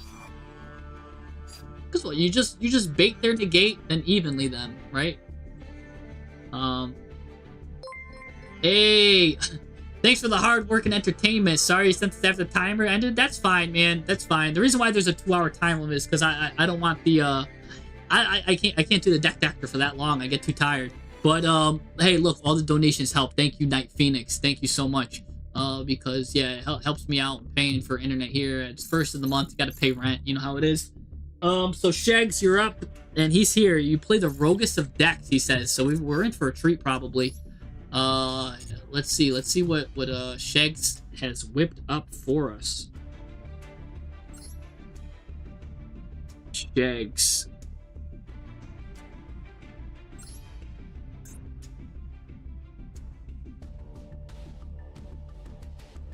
Shags got the roguest of decks.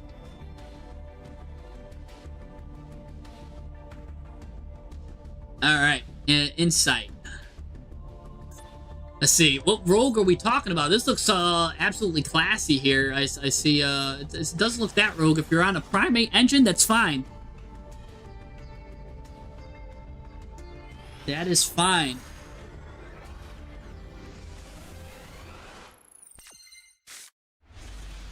Tricolor. All right, I see.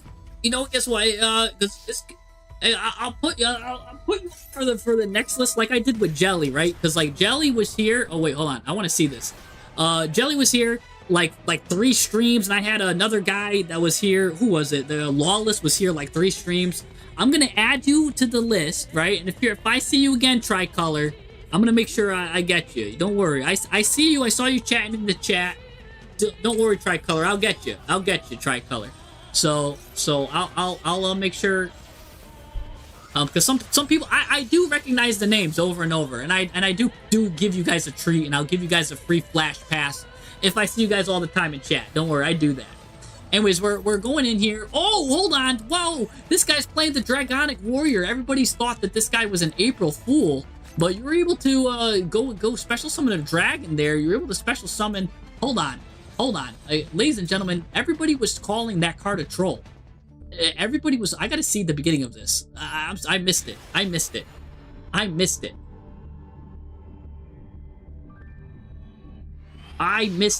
Listen. Thank you for giving me props, Tricolor. Thank you. Yeah, I'll make sure I get to you. Don't worry. It might not be this stream, but it could be. It could be. Don't worry. I always remember names. Like I said, I got Jelly back, right? And Jelly's been waiting like 2 weeks since the start of the streams twice. So, alright, Draconic Warrior is getting us the Black Metal Dragon, and it doesn't matter that his effect is negated, because really he wants the Graveyard effect. So that's a pretty cool, like, this card is not as bad as everyone's making it out to be. Because, yeah, it's negated, but look, you can get a level 4, you can go into level 4 XZs, you can go into, like, again, cards with Graveyard effects. Really, really good stuff. And now when it's sent to the graveyard to get a Red Eyes card, now this is a free extender. You just extend it for free. Gets to draw a card out here. Look at this. Get the Lubellion package. Nice stuff here. Bestial now is here. This guy's also got a card. So this guy comes back again. What are we going into now?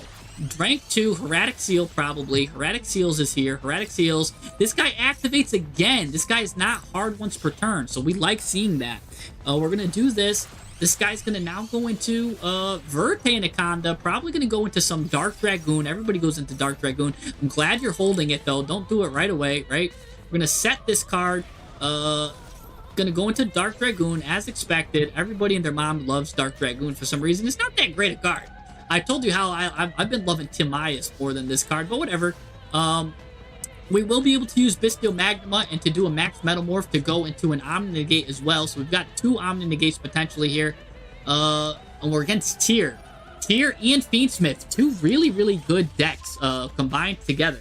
So that's a little nerve-wracking there. So he's going to add a card. He's going to add Lacrima. Interesting. That means he's already got Lurie in the hand. No, he doesn't. He's going to send that to the card effect, which means he's going to add a Tyr card. That's even better. Going to add her. She's still going to be able to send a card too. You got to watch out for this. Primate Roar is going to come out here. Just basically stop her in her tracks. But what's she going to send? Is she going to send a trap? Or is she going to send another monster here? No, he's going to send the Fiendsmith guy. Regained is going to put her back in the deck. I don't even know if I want to put that back in the deck. I might have just been fine with her being banished and then used Magnemite to send when this guy activated. I would have waited and used Magnemite, left her in there. Sometimes you don't have to use... I know Branded Regain draws you a card. That's great. But you don't have to use it. If the card that got banished is a really good card that got banished, you don't have to shuffle it back into the deck. Leave it banished. Because now he's going to have a hard time. Look, now he gets this guy out for free. I would have also used Magnemite on that, probably, to get rid of that guy. But I don't know. We'll see. Maybe not. Just going to go into Requiem now. Now you got to watch out for the whole Requiem combo. Because now Requiem's going to go activate. There, Requiem's going to go get a card. Now this card's going to come out. Now Requiem's going to attach himself to this. And now you got to play with this. So you're going to use it on that. Okay. That's also a decent use for it. Getting Requiem there. But, yeah, that's alright. I guess that's fine, too. But we could have just prevented Engraver from coming out altogether, which I don't like. Because that's a body, right? You never really want to make him see a body. Because it's also a level 6 body. We know he's got a level 4 in hand. Well, hold on. And that's going to give him another Omni-Negate. But something I do want to point out. That was a level 6, right? If he was smart, right, that's a level 6 light. She's a level 4 dark. If he had a perfect Chaos Angel, you would have been in trouble. Luckily, this guy doesn't know how to deck build and does not have a perfect Chaos Angel, but he easily can make perfect Chaos Angels with the level 4 Shiren and with Engraver. So you got to watch out for that. So that's why I don't like seeing level 6 lights out in a deck that can make level 4 darks, because those make perfect Chaos Angels. Also, he did have this trap out with this. I think he held this for too long because this could have got special summoned. By the way, this guy's playing 4 of these fairies, but not enough. He's playing 1, 2, 3, 4. I'm not going to count this one.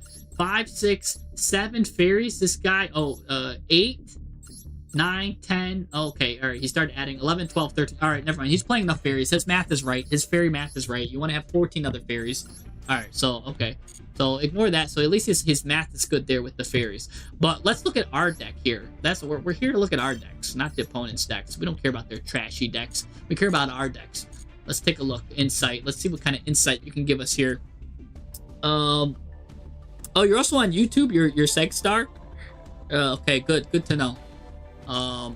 So let's take a look here.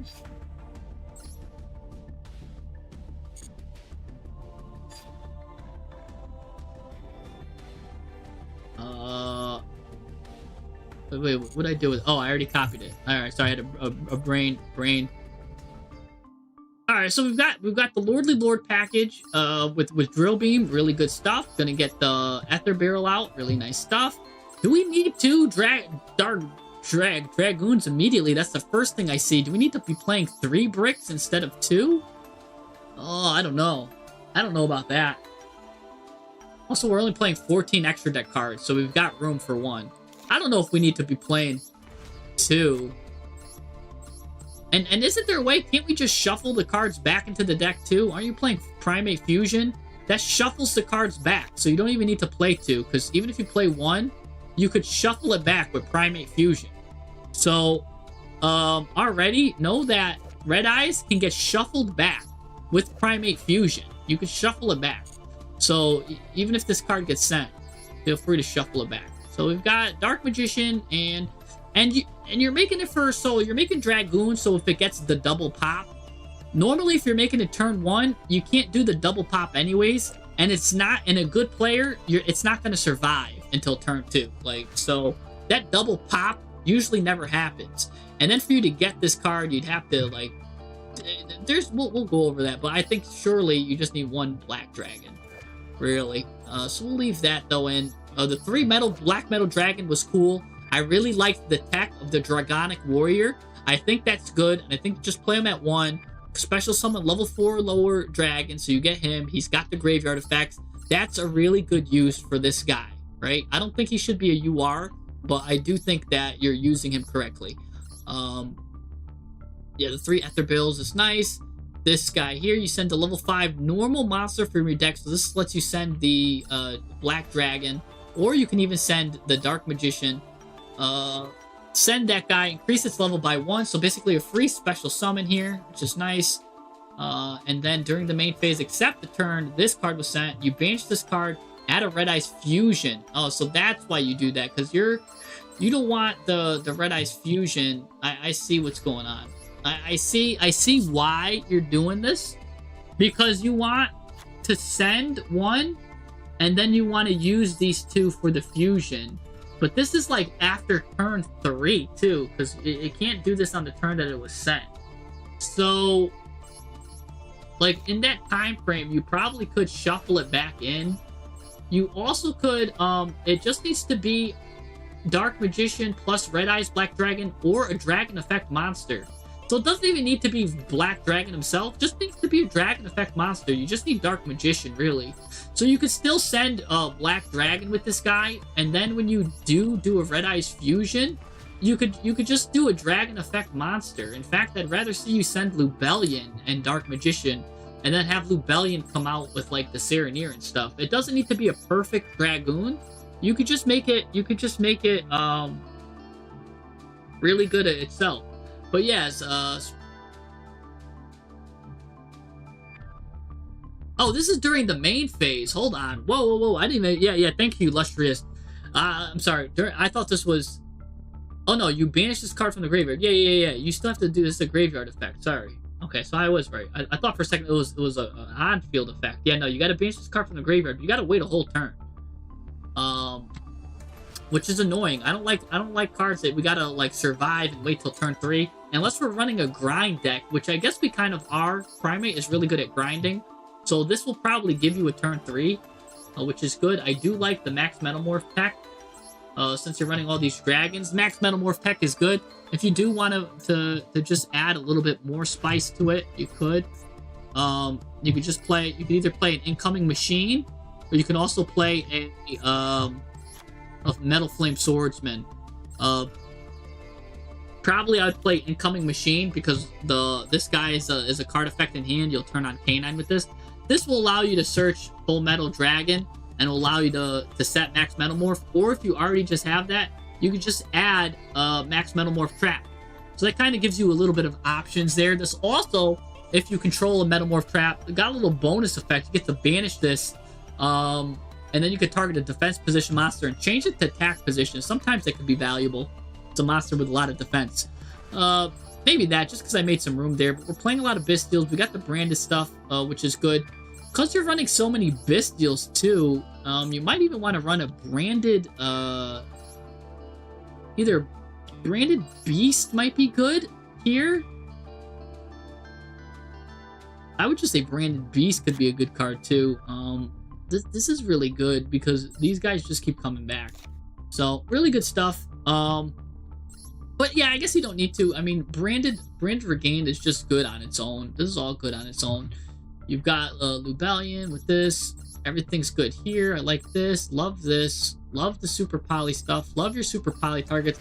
This is an outdated Super Poly target, but it hurts Malice, so sure, you can keep it in, but I haven't seen Malice.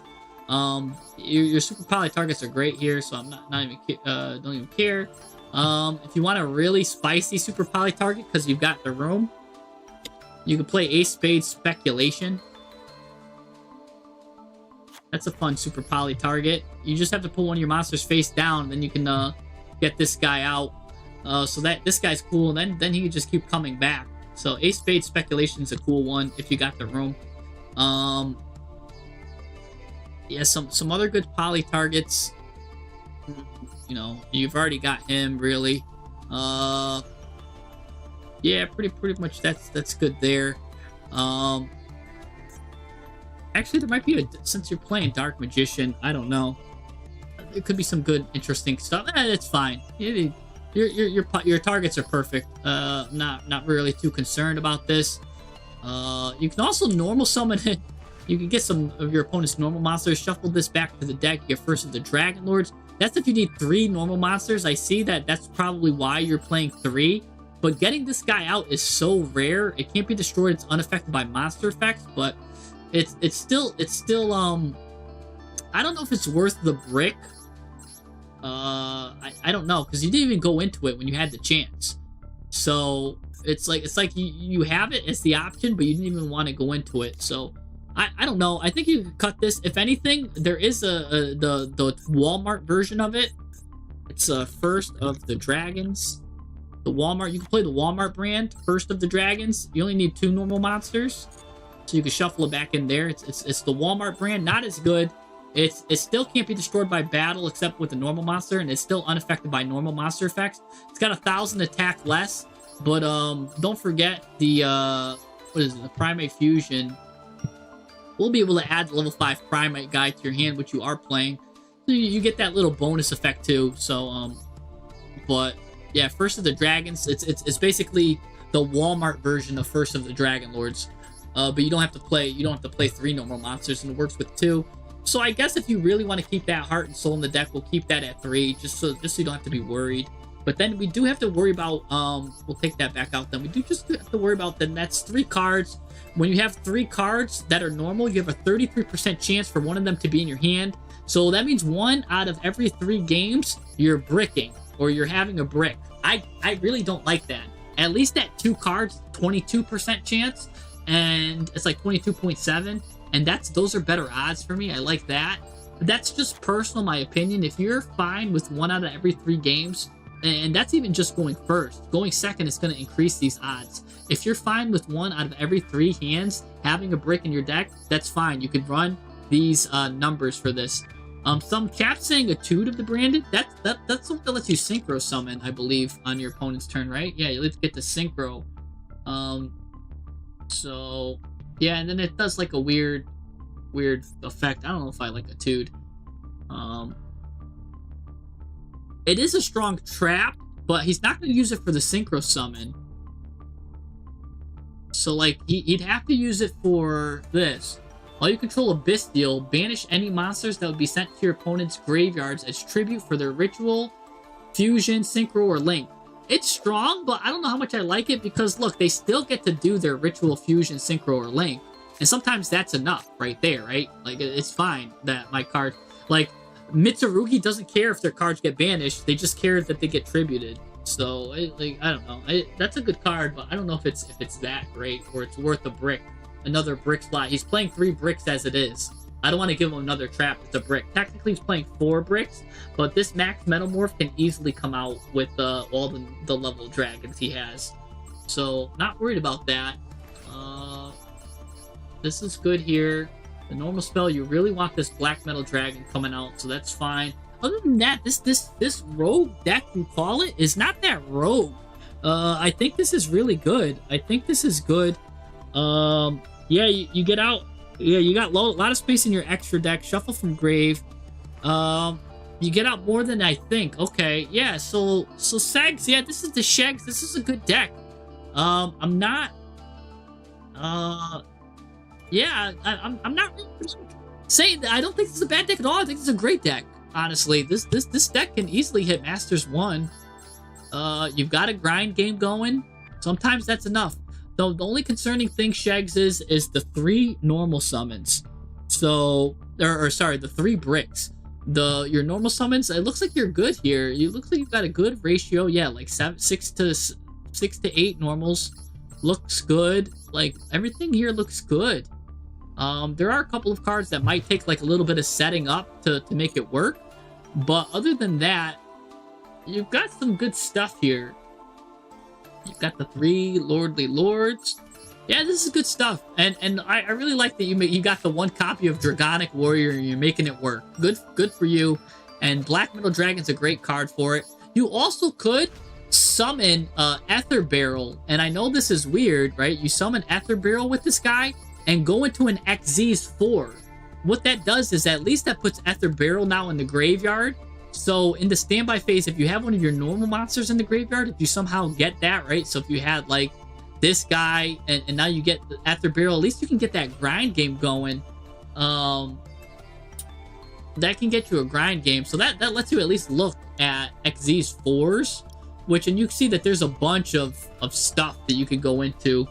I don't know what you would want to go into because there's so many stuff, but certainly there's cards to go into. If anything, if you wanted to go into just Gusto to shuffle, target 3 monsters, shuffle them back in. If you're not like feel safe enough, you just want to draw a card. Or again, Exciton Knight we talked about, the Dispel and Trap Destruction, you got it there. There's a lot of options in the rank 4 things. I can't just give you one and just be like, yep, that's the one, and just stick with it. But you said you have a lot of extra deck space, so that's just something to consider too. That's a little play you can do, because maybe you'll already have 1-for-1 in your hand, right? So you can easily get a Black Metal Dragon out. So then Dragonic Warrior just can go into like a rank 4 or something. Or even just you get out Ether Barrel and then you just go into Heretic Seal. You don't even need to go into rank 4 because you're just 2 dragon monsters. So just really cool. Really, that's what you probably do anyways. So really good stuff there. Yeah, this is a great deck. Good deck.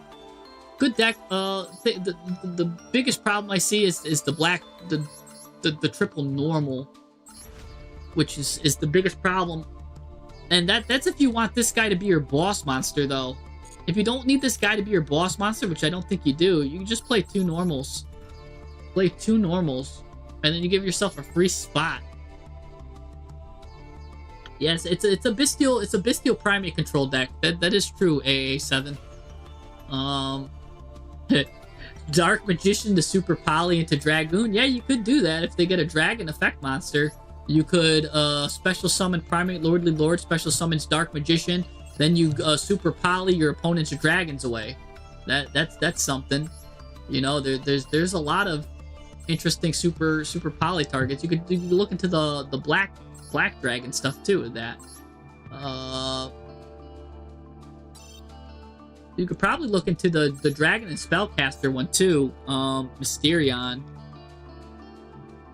Mysterion's a spellcaster and a dragon, so you already got dragons. Basically, now you have a super poly target if your opponent's playing spellcasters. So if your opponent's on White Forest, yep, you just get rid of whatever card you want. Or you could play Secretarian. Secretarian's also good too. It's the same thing, a dragon and a spellcaster.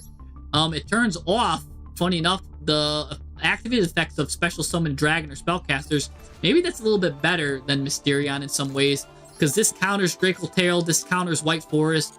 So if your opponent's on either Dracotail or White Forest, there you go. Yeah, maybe that's something we could do. American Noble, that's a good one. I'll see. Maybe I'll try it sometime. A dueling with Jesse stream. I'd have to set up my stream though, so you guys can't see what cards I have. I'll have to make it so that the bottom part here is like black and is like a mini game or something. So I'll have to do that.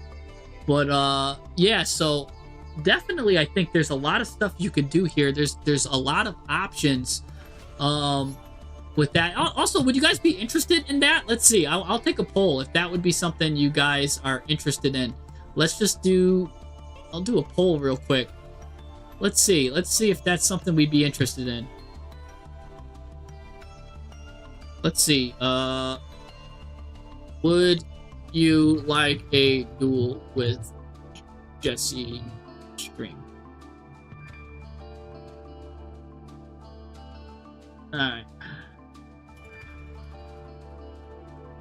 Alright, we'll see that. We'll see this. So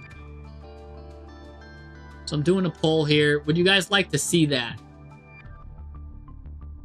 We'll see. Well, maybe I'll pick like 5 people, and I'll keep dueling you. We'll see who's the last to get eliminated or something like that, right? Like, and if I defeat you, you're eliminated. And if you survive, and I'll just keep making my decks get progressively tougher and tougher. I'll start with some rogue stuff like Goaty, see if you can survive that. And but don't forget my Goaty decks are really disgusting. Morganite cards, you're done. You already lost. If you're mentioning American Noble, if you're mentioning that you're using Morganite cards, you already lost because I made a whole video on why those cards are trash. So you already lost. I don't lose to stun. I'll tell you that right now. So you could floodgate me all you want. I'll have the outs to that. Go ahead, floodgate me all you want. I don't get upset when people floodgate. I actually celebrate when people try to floodgate me. I'm like, good, their deck is inefficient. I'll win that way. So yeah, wow, it looks like we've got an overwhelming amount of yeses here. 89% right now are saying yes. Goaty's pronounced fish. Yeah, of course, but you know what? Yeah, everyone you know has played Novell. Yeah, I love Novell. That's a great one.